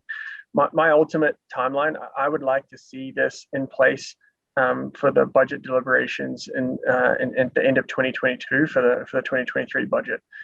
So that basically gives this next budget for that new council. Obviously, that's way too soon to be able to go through and do all that. But I'd love a timeline to be in there, so that's something for you guys to be able to shoot for.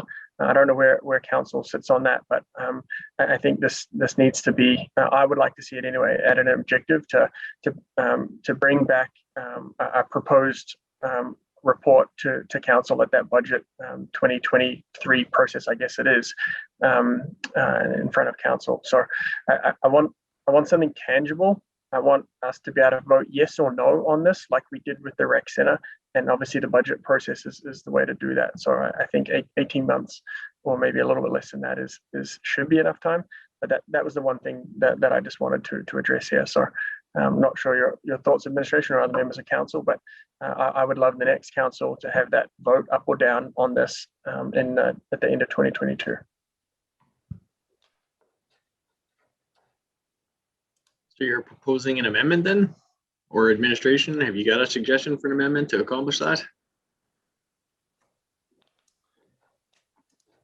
See, the CEO is weighing in here.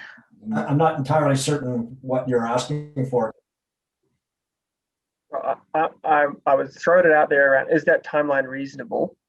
First question, to be able to bring that back, bring an RFD in front of council to that budget retreat. So a timeline to shoot for, or else this could drift on for 3, 4, 5 years.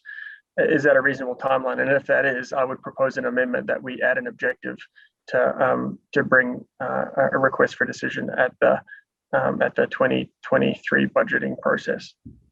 So add item 7 under section 2 objectives. Correct. But I wanted to see if that was reasonable and first. Okay. Then I'll pose the reasonable question to Mr. Studer, first of all. I think that's a reasonable objective, yes. Okay. And obviously, sorry, just to add in, we're not going to hold your feet to that, but that gives you something to shoot for. If things change and, it takes more time and we want to do it right, but I'd like to see that as the target date. So that's just my 2 cents. So we'll take a friendly amendment and add line 7 to bring an RFD back to budget 2023 deliberations, if appropriate. That gives them the flexibility if it goes sideways. Fair enough. Okay. Do we need to vote on that as a council, Ms. Winter? Thank you, Your Worship. I just wanted to confirm that Councillor Van Newkirk has moved the motion, and I just wanted to make sure that he would be okay with that amendment. Yeah, I was going to him next. Councillor Van Newkirk, are you okay with that friendly amendment? Yeah, I think that amendment would be good, and I'm going to go on timeline of a different type. So, okay. Well, Councillor Barnhart, you're next. The floor is yours. Thank you, Mayor. And I'm going to delve into one of the other points in the terms of reference. Mr. Studer, question under membership. I usually understand these things, but this one has me a little confused. So the committee will consist of a maximum of 10, 7 voting members, 3 members of the administration, and up to 7 members of the public. So am I to understand that A and C are the same 7 members? Yes, that's correct. And so members of the public, well, when I go back to, okay, so anyway, let me finish that thought first. 7 members of the public, it doesn't say this, but I assume you mean that the administration cannot be any of the voting members. Yes, that's correct, Councilor Barnard. I really think that needs to be clarified because I do not think that is clear. We'll just add the phrase non-voting to 3 members of Beaumont administration non-voting. That should clarify that, correct, Councillor? That would be a friendly amendment. I appreciate that. And I just want to make one other point, if I may. When I go back to the, where's it? Where did it say? It must have been in the request for decision, where it was set up to be members of the public, experts, as well as the administration.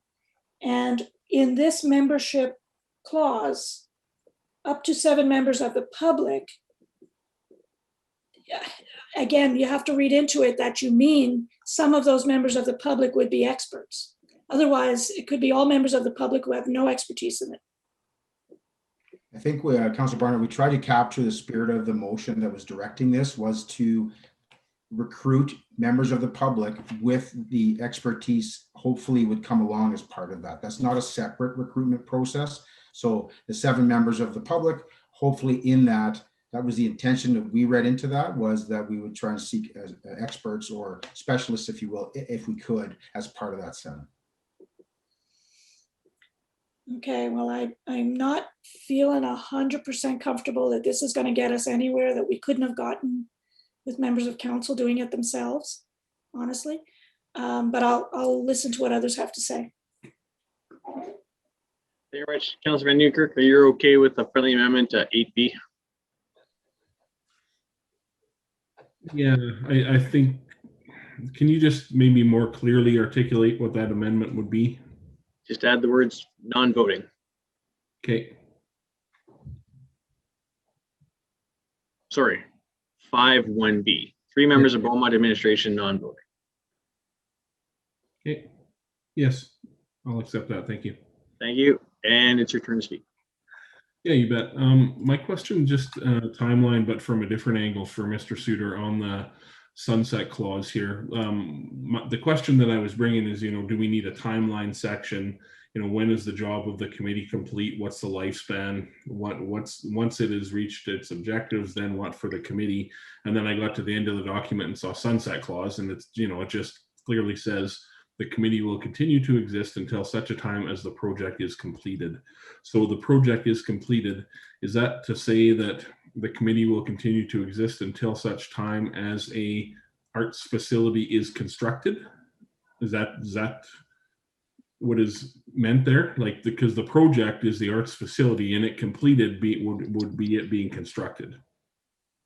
In this case, Councilor Van Newkirk, in my mind, the project would be the RFD for decision would be before council. That would be the end of the steering committee's involvement.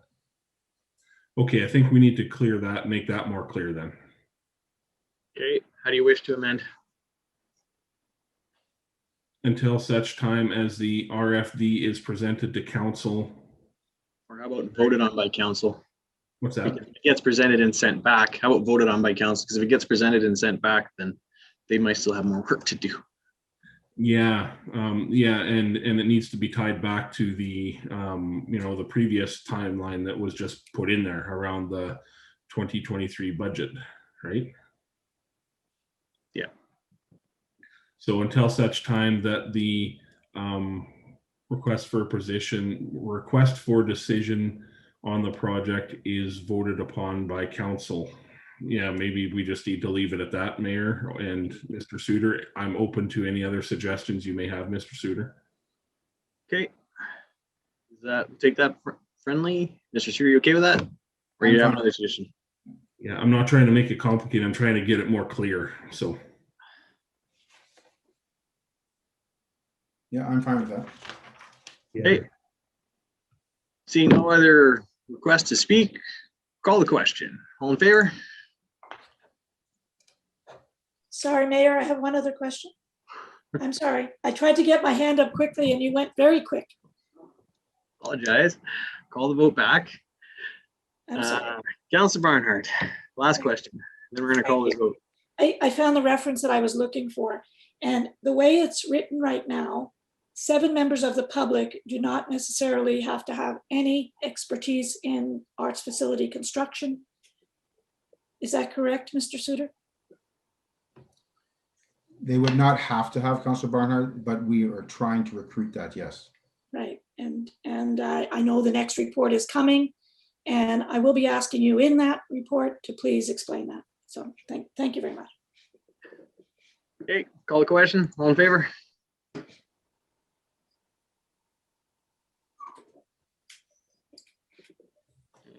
Councilor Swain, yeah, there we go. That carries unanimously. Just for members of the public that are watching, Councilor Munkoff Swain is still with us. He just had to shut his video off due to a technical issue. Going from there. So brings us to item 8D, Beaumont Performing Arts Steering Committee appointments. Thank you, Your Worship. The recommendation is that council approve the appointments of Tiana McLean, Barbara Willis, Hunter Gates, Carl Savard, Chantel Fortin, and Grant Tolley to the Beaumont Performing Arts Steering Committee. This is directly related to the topic we've just been discussing. This steering committee was established under council direction April 13th, 2021. Administration actively recruited, advertised for applicants for the committee. Screening process through their application was done. As well, we also reached out to some targeted recruiting, trying to seek out some people with the expertise that we were hoping to find in the committee, as well as those that came to us. And we landed with 6 applicants presently, which we know we've got room for one more. And if one were to come in the future, we would certainly look at that. And these applicants that are before you, these names, they bring a mix of a community volunteer as well. We have civil engineering professional as one of them. We've got an individual with strong history as well as funding model expertise for grant funding and operational model funding, capital project expertise. We've got several others in that mix that have expertise in operating performing arts venues, working in performing arts with a background in theater design, as well as production background. On the administration side, we've identified myself, who would assume a leadership role as far as providing process, relevant documentation, engagement as required, and administration support as well for both minute taking, record keeping, tracking of documents, etc. And as well, we've got administration support from the planning department, which would help navigate through that piece as required. And the budget that is identified would also be used for targeted contract work as needed by the committee. It would have to cover expertise that we don't currently have amongst this group. So hopefully I've answered any questions, but I'll be happy to try and answer any more. Thank you very much. Looking for a member of council to move the motion to make the appointments. Councillor Stout.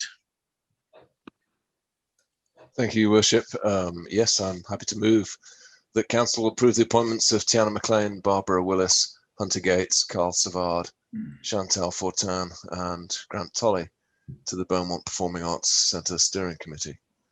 Thank you very much, Councillor. Open it up to questions and comments. Since you made the motion, I'll give you a first shot if you want it. Otherwise, we'll head to Councillor Barnhart, followed by Councillor Van Newkirk. My only statement would be that I'm personally acquainted with 5 out of the 6. I'm not familiar with Mr. Savard, but I'm going to trust the process there from administration in each case, but I'd certainly strongly recommend all 5. Thank you very much, Councillor Stout. Councillor Barnhart. Thank you, Mayor. And to Mr. Souter. Mr. Souter, did we get a good response to the request for people to be on this committee? Can you give us an idea of how many people applied?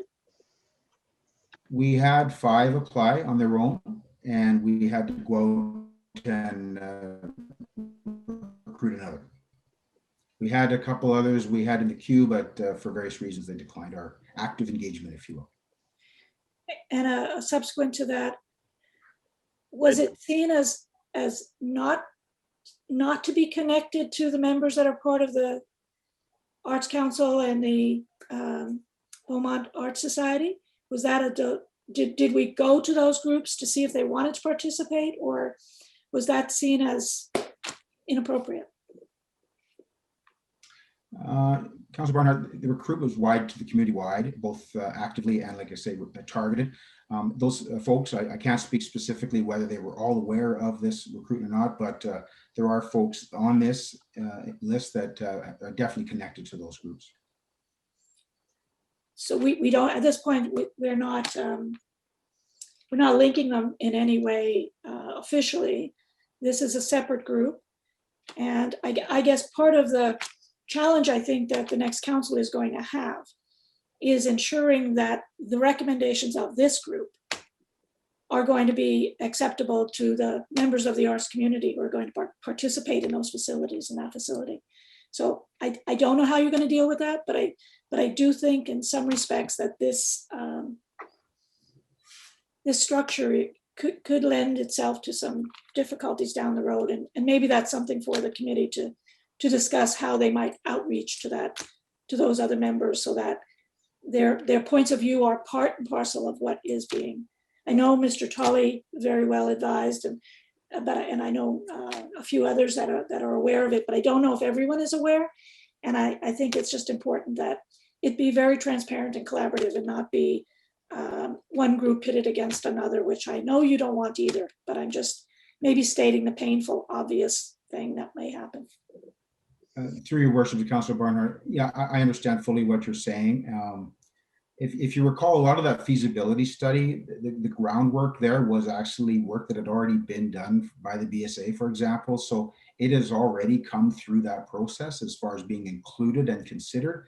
This committee will have the purview and the prerogative to go out and engage at any point if they need that answer or those answers, for sure, as well as the foundation of this work they're going to do has been done already as far as the documentation and the engagement. So if more is required, I fully anticipate that to happen. By no means is it going to be closed door sort of thing where they wouldn't seek outside input. We don't have the luxury of recruiting endlessly to try to get everybody on there, obviously, if we want to get this started. So I think it still leaves the door wide open for further engagement as needed. on that front. Yes. Thank you, Mr. Suter. Appreciate it. Thank you, Councillor Van Newkirk. Yeah, I just want to keep my comments short and concise here. Big thank you to the folks that stepped forward to do this. When it comes to volunteering and doing stuff in the community, it's often the same groups of people that come together, and just you can't thank those groups of people enough for the things they do. So that's that side of things.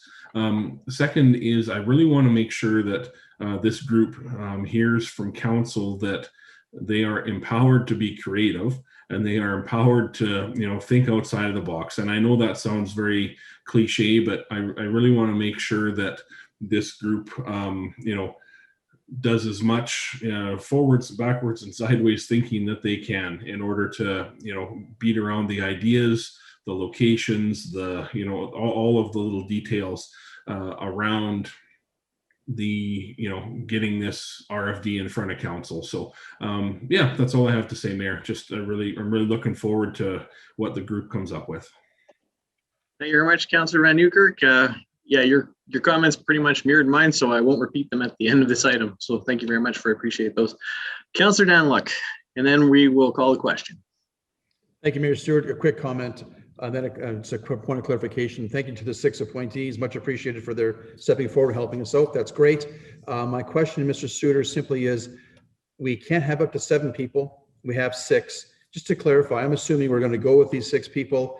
They'll be the committee, and there's no need to try and recruit a 7th person 2 or 3 months down the road. Is that just to clarify the appropriate? It would make sense if we got our 6, let them do their work, and be consistent going forward to working together, unless there's a need to recruit a 7th sometime down the road. Just to clarify that point, or if there's any intention to try and get a 7th person during the process of the committee once it starts. Thank you. Thanks for the question. Through your worship to Councillor Danluck. I think that's a topic we'll discuss at the very first meeting to see if they want to actively try and recruit a 7th person or not. And I think the committee can give me direction at that time. Okay, fair enough. Thank you very much. And I would hate to preclude if the committee thinks they need a certain area of expertise they don't have. I would hate to say it. And if we got the empty seat, why not fill it? So yeah, fair enough. Yeah, that's a good point. Thank you. All right, call the question. All in favor?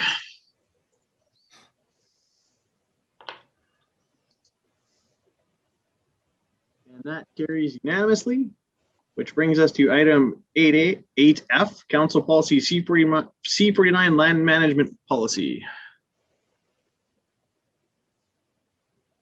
Mr. Grattan, floor is yours. Thank you. No presentation from administration, but we will take questions from members.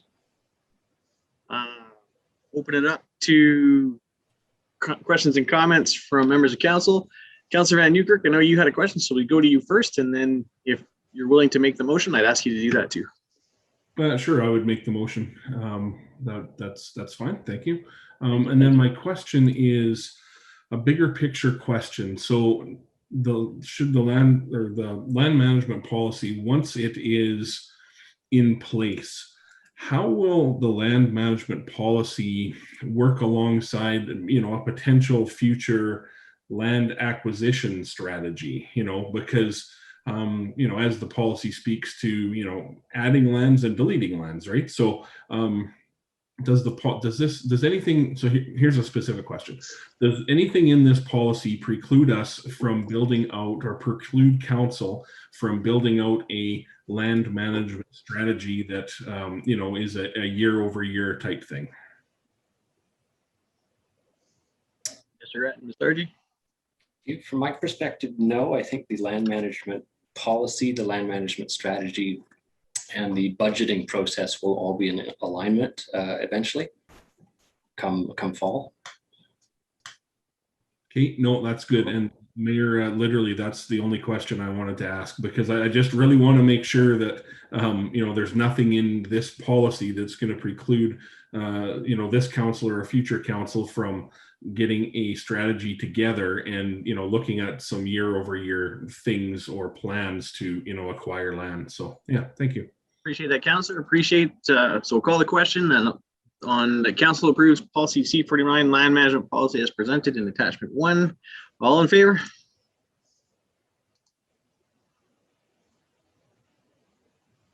Your hand up, Councillor Van Newkirk, meaning your approval. That carries you. That carries unanimously. Councillor Van Newkirk? Okay, good. That carries unanimously. Moving on. We're having technical glitches too. All right. Brings us to bylaw 9A. Bylaw 1003-21, Lakeview Redistricting Land Use Bylaw Amendment for first reading. Dargy. Yeah, it's me. Good evening, oh, sorry, and, Mr. Wong. Member of Council. Tonight we are bringing the first reading of bylaw 100321 Lakeview Redistricting for first reading.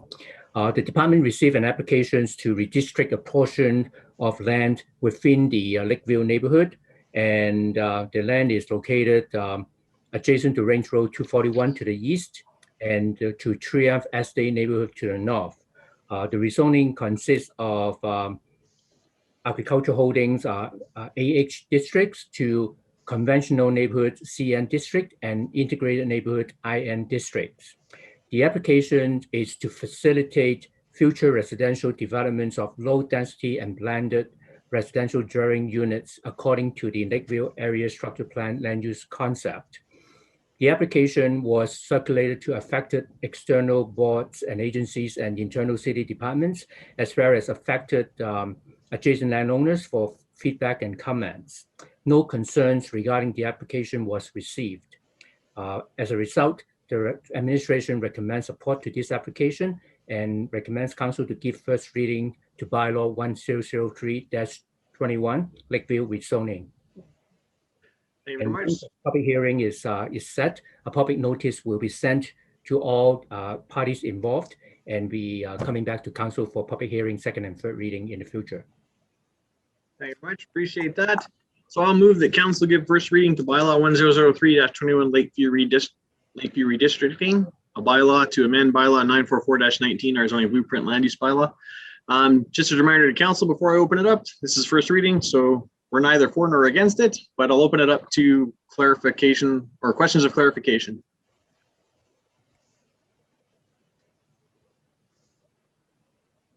Seeing no questions of clarification going once, twice, sold, call the question on first reading. All in favor? That carries unanimously. Thank you very much, Mr. Wong. Darcy, appreciate that. Brings us to item 10, councillor inquiries and reports. We'll start out with councillor inquiries. Do members of council have questions for administration this evening? Councillor Van Newkirk. Yeah, thank you. This is kind of a CAO / Mr. Dowler question. Was reading the news in the last couple of days here, and I noticed an article that is forecasting that St. Albert is having or going to be having taxation increases, and basically there's a lot of doom and gloom in that article and in what they're dealing with. Here's a nice way to say it. They haven't saved enough. And the article says that for every $1 that they invest, they should be saving 4.5 cents. You know, that's a ratio that popped out of that article. So, you know, Coles Notes version of what's happened is, you know, their growth has outpaced their savings, and in time, their graph is going to collide, and they're not going to have enough money to operate and maintain the stuff that they have. Mr. Dollar, I did forward that article on just so you guys could have a look at that, and just wanted to understand what Beaumont has done and is doing to make sure that we're not on a similar trajectory. Thank you. Thank you for the question, Councillor Van Newkirk. You know, in terms of what Beaumont is doing and has done, what I would point to is a couple of things. One is kind of the reserve policy that council approved last year. For me, that was the start of sending us down a path of allocating some dollars very specifically for replacement and repair of our existing assets. If you look at our reserves and the way they're structured, the majority of those reserves are focused on exactly that. Now, I'll still readily admit whether or not the balances that we have in those reserves are appropriate. That's still some work that we need to do. So certainly going forward, the next phase of this is setting up plans essentially on a 10-year horizon is kind of depending on the assets, but typically on a 10-year horizon, looking at the expected replacement of those assets, seeing what our needs are over those 10 years and how that relates to the funds that we have. That's kind of the next step in this kind of progression that we're on.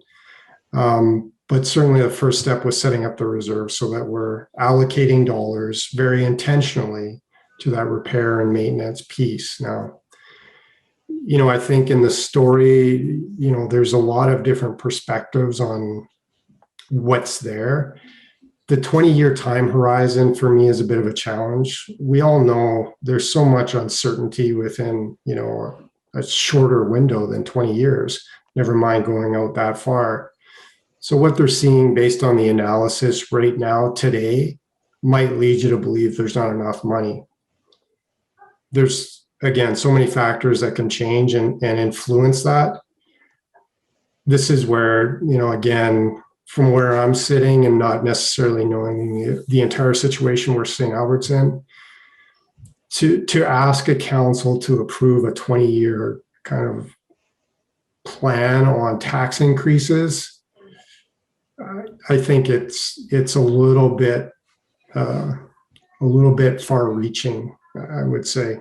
So, I think we're on the right path. We've still got some work to do, though, and I'm not going to suggest that coming forward in the next couple of budgets, you might not see a request for some enhanced funding on the repairs and maintenance side, so that we are looking after our existing infrastructure. But I don't necessarily see that we're totally out of line, given what we know today.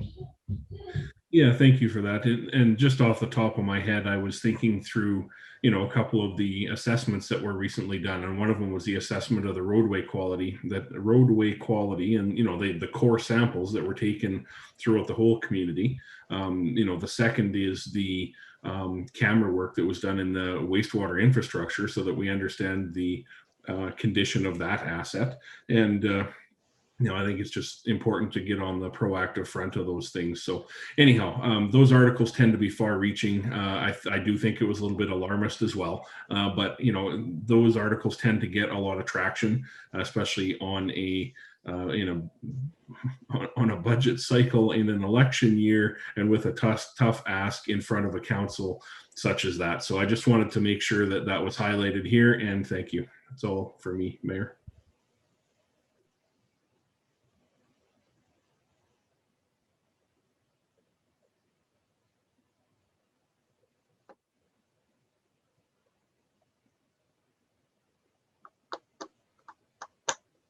You're on mute, John.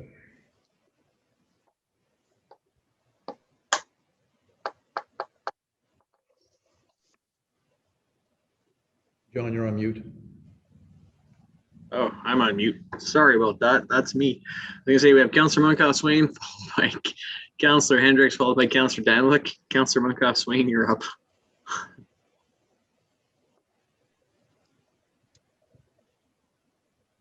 Except I think we seem to have lost Councillor Munkoff-Swain. Mayor, I was just going to say we've Councillor Munkoff-Swain has dropped out of the meeting. His battery probably ran out. Okay, so we'll go with Councillor Hendricks, followed by Councillor Danwick, and hopefully we can get Councillor Munkoff-Swain back. Your Worship, thank you. Just a question on the upcoming meeting regarding Star Catholic School Board's request for a high school site. Has there been any conversation about dates, times? I had a excuse me if I may, Mayor Stewart. I had a conversation with the superintendent 2 days after the council meeting. and we both agreed that the meeting was not required, so it hasn't been set up. Thank you, Mr. Schwartz. We agreed to, I shouldn't have said it so succinctly, sorry. We agreed that when the opportunity presents itself, that we should sit down and have that discussion if we can get some developers in a room, but we didn't think we were there yet. We didn't think we had anything new to discuss, so he was taking that back to his board. Follow up.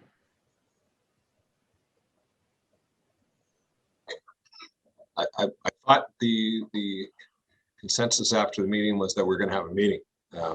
If I can call it, the last discussion we had under the COTW, or under the last agenda package that we had with them. But if the decision is that we are not, that this council is not, your decision is that we won't, then we won't. So thank you. Well, the conversation I had the next day with the superintendent was around, is there anything new to present? And if there's no point to have the meeting, so he was going to go back to his council. So what I'll do is reach out to him tomorrow and see what the outcome of that discussion was. I hadn't heard back, so I figured no news was good news. Yeah, so council would find out how, and I'm glad I asked the question. So I was looking forward to that conversation to see if there's some way to pull this conversation together. But I didn't realize that that this had happened. So thank you.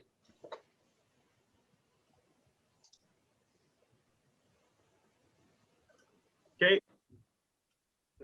Councilor Montgomery, good to see you back. You were first in the queue, so we'll bump you to the head and let you come back to the front of the line.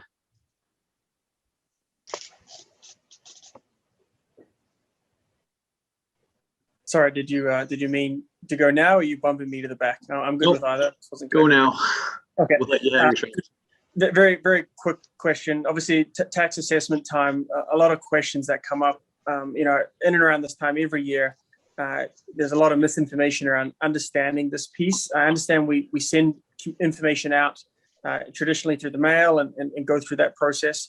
But I just think that, and this is more of a comment than a question, but I just think it's widely misunderstood, and anything we can do as a city to encourage and clarify the process. It is every resident's accountability to understand that piece, but I think that as a city we could potentially help by providing a bit more information. We do have some information on our website, but just looking at other means so that we can ensure that residents have a better understanding around this tax assessment time, what it actually means. It's confusing. I don't understand it fully myself. And so anything that we can do to better communicate the accountability for residents at this time would be appreciated. So I just wanted to pass that on. I know council, we've all got lots of emails and calls on this sort of stuff. And so I think we could look at some proactive stuff in the near future. So that's all my comment. Thank you.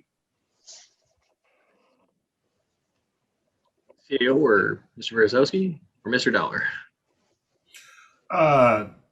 Through your worship to Councillor Munkoff-Swain, duly noted, although I would note that there is a cover letter and a assessment and property tax guide brochure that is sent with the tax notices that does clarify that, of course, and I've seen some of those comments and criticisms too, about residents not understanding that when there's a zero tax levy, not understanding why their tax may have gone up or down.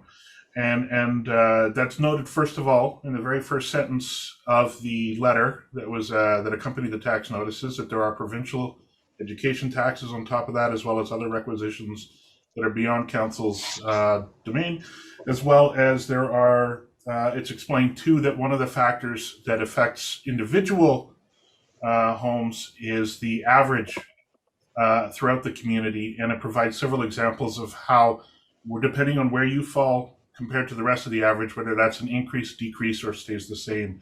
So there is quite a bit of robust information that is provided along with the tax notices. We'll certainly look at whether there's more we can do next year, but there is quite a bit of information provided already. Yeah, well aware of that brochure, and it is great. I guess my point is, traditionally, now, I guess 2021, not everyone and I know it's on accountability of residents, but not everyone gets their information through the mail, right? And so are there ways that we can use different mediums to share that message and encourage people, hey, like this is actually really important stuff, and it might stop some of the questions that come into us afterwards. So just looking at different ways that we can share that message that you guys are sharing in the mail. That's all my comment was about. Thank you. Sorry, Mr. Mayor, if I may. Just a couple of points to Councillor Monkoff-Swain's last comment around looking at doing some things different.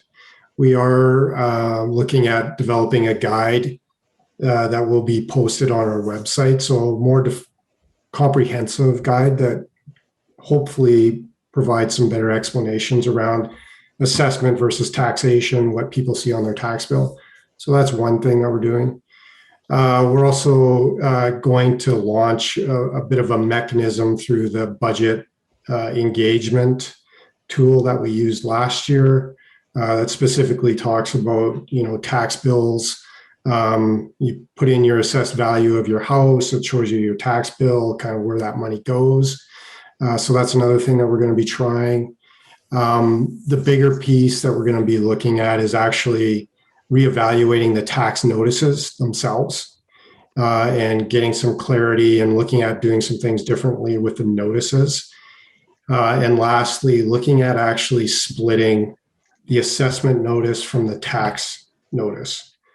So that can be a bit of a factor in what we're seeing. And certainly the other big factor that we're seeing this year is the difference between a 0% tax levy increase that council controls and how that impacts a tax rate and how that actually and how your assessed value on your home factors into the whole equation. So there's really three pieces, three elements, one of which council has control over. The other ones are kind of secondary and certainly less control. But totally understand the point, and we are working on creating some greater clarity around it. That sounds great, and as always, administration completely on top of it. So thanks for that. Very much. We'll have Councillor Danlock followed by Councillor Barnhart. Thank you, Mayor Stewart. Just a quick question. I don't expect the answer this evening, but I've gotten several calls from residents regarding their property directly adjacent west of our new rec center. It was a vacant piece of land for quite a while. Now there's a lot of activity there with construction and machinery moving earth around. Can we determine, is that residential development or is that commercial? I see Ms. Darzy's on the line. She may know the answer to that question. If not tonight, quick feedback tomorrow or the next day or so would be fine. But what's happening on that piece of land, please? Darzy? Councillor Danlock. So to clarify again, that's the piece directly west of the rec center? Yes, right across the street. It's been vacant for quite a while, as we're all aware, and now a lot of activity there, which is great to see activity. Just what's going on? Yeah, so across the street from the rec center is the continuation of the Eaglemont subdivision. It is their final phase of development, and so it is residential. Thank you. Assuming that, just to clarify. Thank you very much. I'll yield the floor. Thank you, Mayor Stewart. Thank you. Councillor Barnhart. Thank you, Mayor. And perhaps this is coming up next in the CAO update, but I'll ask it now. And if Mr. Schwartz wants to deal with it in the next item, that's fine. But just I'm wondering on an update for Canada Day celebrations, because this is going to be our last council meeting before Canada Day. Is there a celebration? What is it going to be like? And if I've missed an email, I apologize for that. Sure, if Mr. Studer's still on. If he's not, the Canada Day fireworks will go on as scheduled. What the events group has been working on is communications to set people up in different parts of the city to view them in case the maximum 150 outdoor gathering was still in place. The way we're going right now, by July 1st, that 150 day fireworks. You froze up on my screen. Sort of breaking up. Yeah, we sort of lost you halfway through that. Can you re-hit the highlights? I'm going to kill the video and see if it helps. I'm getting unstable. What I was saying is that the events committee has planned the fireworks for July 1st, and they had originally planned multiple viewing sites in our city to meet the restrictions of a maximum of 150 people. July 1st, under their current course, we will have no restrictions. I hope you got that. Yeah, got you that time. Follow up, Councilor Barnard, or are you good? Yeah, no, I just wanted to know if that was the case. So thank you very much. Councilor Donluck. Thank you, Mayor Stewart. I missed one of my notes. I apologize, Council. Just some kudos to administration. I've gotten several citizens reach out to me and say they're very happy with the new three-way stop at 56A in Monteley. It's been a situation many people have been concerned about, and they're happy to see a three-way stop there. So a lot of people making some great comments on that safety issue, been rectified by the three-way stop. So great work, and good work, Council administration. Thank you. That. Seeing no further requests to speak, we'll move to item 11, CAO's update. Okay, I'll try and be brief here. Somebody somehow send me a chat or something if I freeze up. Hopefully good enough. But very quickly, Beaumont, last 7 days as far as COVID, we've had 2 new cases and we've had 2 recoveries. Our active cases remain at 10. Today, Dr. Hinshaw announced today that some of the stage 3 restrictions that will still be in place, more specifically around masking. Masking will still be required in continuing care facilities, long-term care facilities, and on public transit, which includes taxis and any ride-sharing organizations.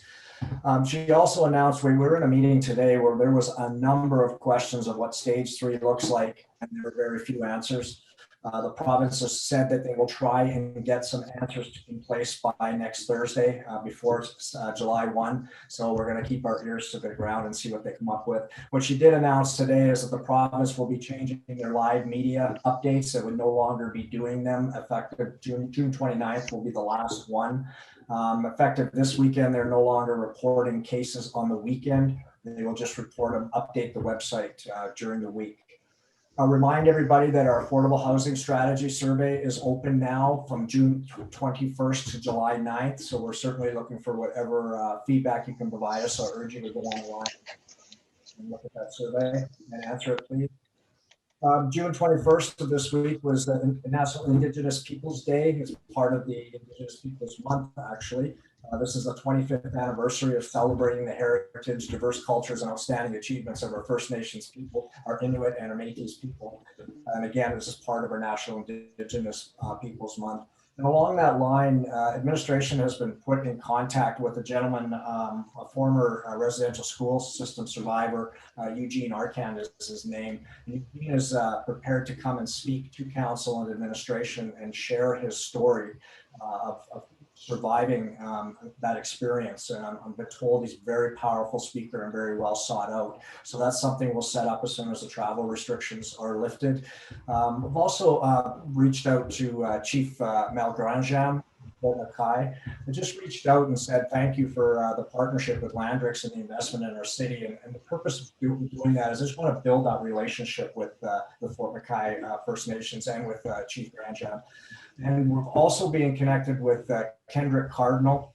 He's a newly elected elder in Fort Chipewyan. Sam, you probably know him. I've seen him on video, and that's all.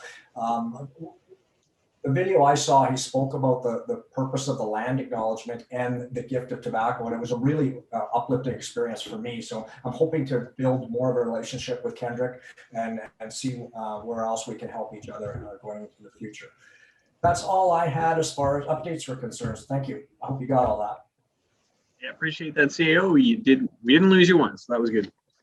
Brings us to item 12, correspondence. There are none. Notices of motion, item 13A. June 8th, notice of motion from Councillor Stout, kick it to the curb program report. Once again, as normal, we'll have the city clerk introduce it, and then Councillor Stout, the floor will be yours to move your motion and make your case. Thank you, Your Worship. According to bylaw 974-20 meeting procedures, once a notice of motion is made, it is placed on the next regular council meeting agenda. At the June 8th, 2021 notice of motion, Councillor Stout made the following notice of motion. The council direct administration to bring back a report and costs and steps required to implement a kick it to the curb program in Beaumont. This evening, administration is looking for direction on how council wishes to proceed. Thank you. Thank you very much, City Clerk. Councillor Stout, floor is yours. Thank you, Worship. Kick it to the curb. Motion is that Council direct administration to bring back a report on the costs and steps required to implement a kick it to the curb program in Beaumont. As Ms. Winter has just described. Alas, I was hoping to have a resident make a presentation during the open forum regarding the Kick It to the Curb program. Unfortunately, she's run into technical problems and was unable to make a presentation tonight. So you'll have to listen to me instead. So what is Kick It to the Curb? It's a municipally organized event.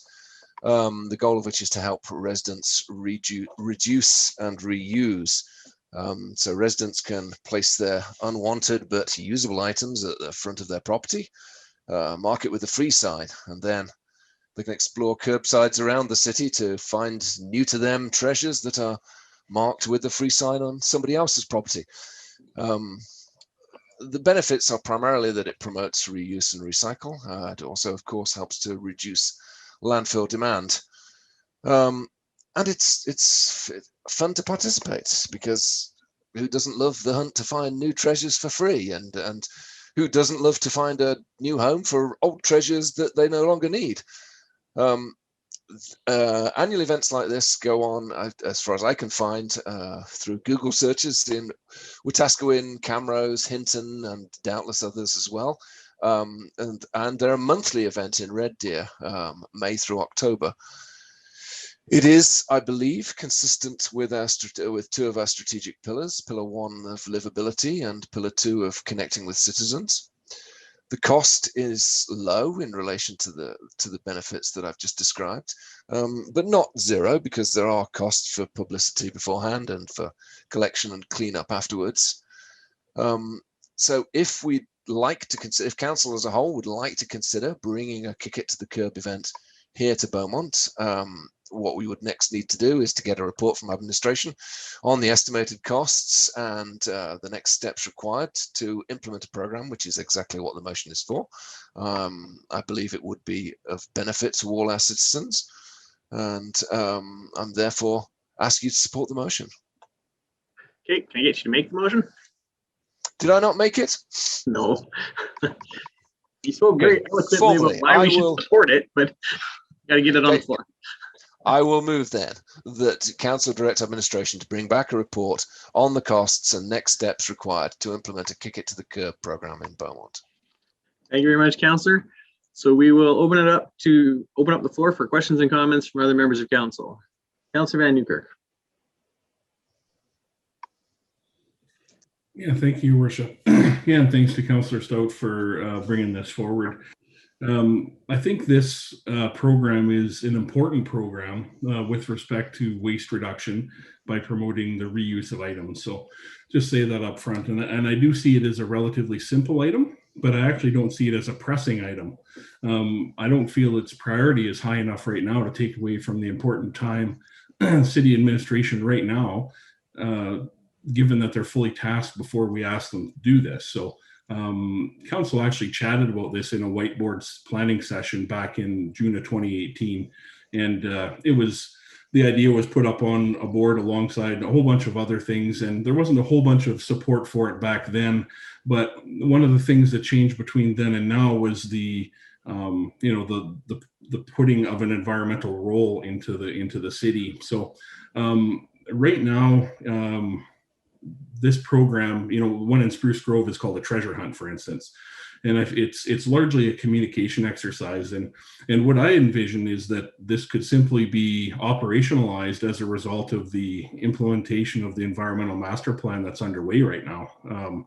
I think that the environmental master plan is going to bring forward some other waste strategies. I would love to see an eco station and a dump site and such in Beaumont as well, but where do you put them, right? That's the whole thing. Where do you put them? Who operates them? How are they sited? So in any point, I won't be supporting this notice of motion tonight, not because I don't think the program is a good one, just because I think the prioritization of this item is not where it needs to be right now. So that's where I'm at. Thank you. Okay, Councillor Danluck. Thank you, Mayor Stewart. Interesting idea, Councillor Stout. A quick sidebar, in our cul-de-sac, we've had a couple of people put something on their front driveway saying free. You'd be surprised how fast stuff just goes away. from people's front when it's free, hence the idea of this kick to the curb idea. My only thoughts are similar to Councillor Van Nieuwkerk's comments. I'm just wondering if administration has the capacity to do this. I want to vote in favor of the motion. I think it's an interesting idea that there's no timeline on your request for the report. So administration like the idea from them when they think the report could come back. Do they have the capacity for it? I think it's an interesting idea. I can't see it being very expensive for us to do this. I mean, one day a month is the kick of the curb day. It's in the newsletters. It's in the paper once in a while. I can't see it being too expensive to do. It's an interesting idea, but I'm just concerned. I share the concern about administration having the capacity, and they do have capacity when they may come back. So I want to support the motion, but I'm just curious about capacity from administration. If I get some clarification on that, please, on Councillor Stout's motion from a workload perspective. Thank you. Mr. Dowler, you want to field that one? Yeah, I think from administration's perspective, the time and energy to put into putting together what I would call a service request. So my thinking would be it wouldn't necessarily come back as a separate RFD. I would actually look to have this brought back as part of the budget process in the fall. Essentially, it's kind of in that world of a new service. So introducing a new service, part of a bigger budget conversation. So in terms of timing, that's kind of what I would propose for it to come back as part of that November, early December conversation with council. And again, you're not talking about a lot of effort on the part of administration to put that in a 1 to 2 page document for council to consider. Councillor Stout, are you amenable to a friendly amendment to bring it back to budget? Is that sufficient, or would you like to see it sooner? No, I'm certainly amenable to such an amendment. Yes, I'd accept such an amendment to bring it back to budget. That would be 2022 then. 22, yeah, this year's. Councillor Danlock, follow up, or are you good? I know that explains my question quite nicely. Answer my question quite nicely. I think it's a reasonable answer, and I'm prepared to support the motion as amended at this point. Thank you very much. Thank you, Councillor Van Nieuwkerk. Yeah, one of the bullet points that I should have said up front is that I thought it was a budget item that should be discussed at a budget session. So had I said that, that would have came forward. I don't know why I missed one, so I will definitely support this coming back to the next budget cycle. Thank you.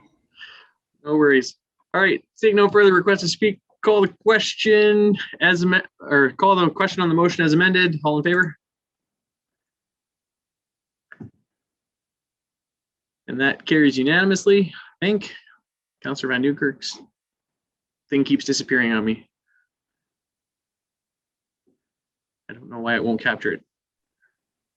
I was yes here. Yeah, I saw it briefly and then it fell off, so I just wanted to make. Okay, there we're good. Thank you. Sometimes Zoom does weird things. All right, thank you very much, Councillor Stout. Appreciate the notice of motion. Do any members of council wish to make notices of motion this evening? Okay, seeing none, we do have one item that we need to move into closed session for. So just before I ask for a motion to move into closed session, just as a reminder to the general public, as a reminder, under section 1973 of the MGA, council is prohibited from passing a resolution or bylaw during closed sessions in a meeting. If there's a direction or decision reached, council will revert back to an open meeting for the public to be able to view the direction, which will then be recorded in the public minutes. FOIP outlines items that would allow council to close a public council meeting, which includes matters where public disclosure could be harmful to A, third-party business interests, third-party personal privacy, individual or public safety, law enforcement, intergovernmental relations, economic or other interests. Is a member of council willing to move us into closed session? Councillor Barnard. So moved, Your Worship. Thank you. All in favor?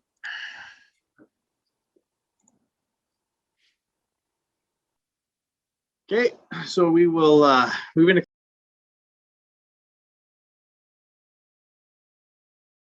Appreciate the reports and the updates that we received in closed session. There's no business arising from the closed session items. So I'd like to thank council and administration for some great conversations this evening and some great work. I appreciate all that you do. And we'll see you again at the next council meeting in July. Have a great couple of weeks, and we'll talk to you then. Tonight's meeting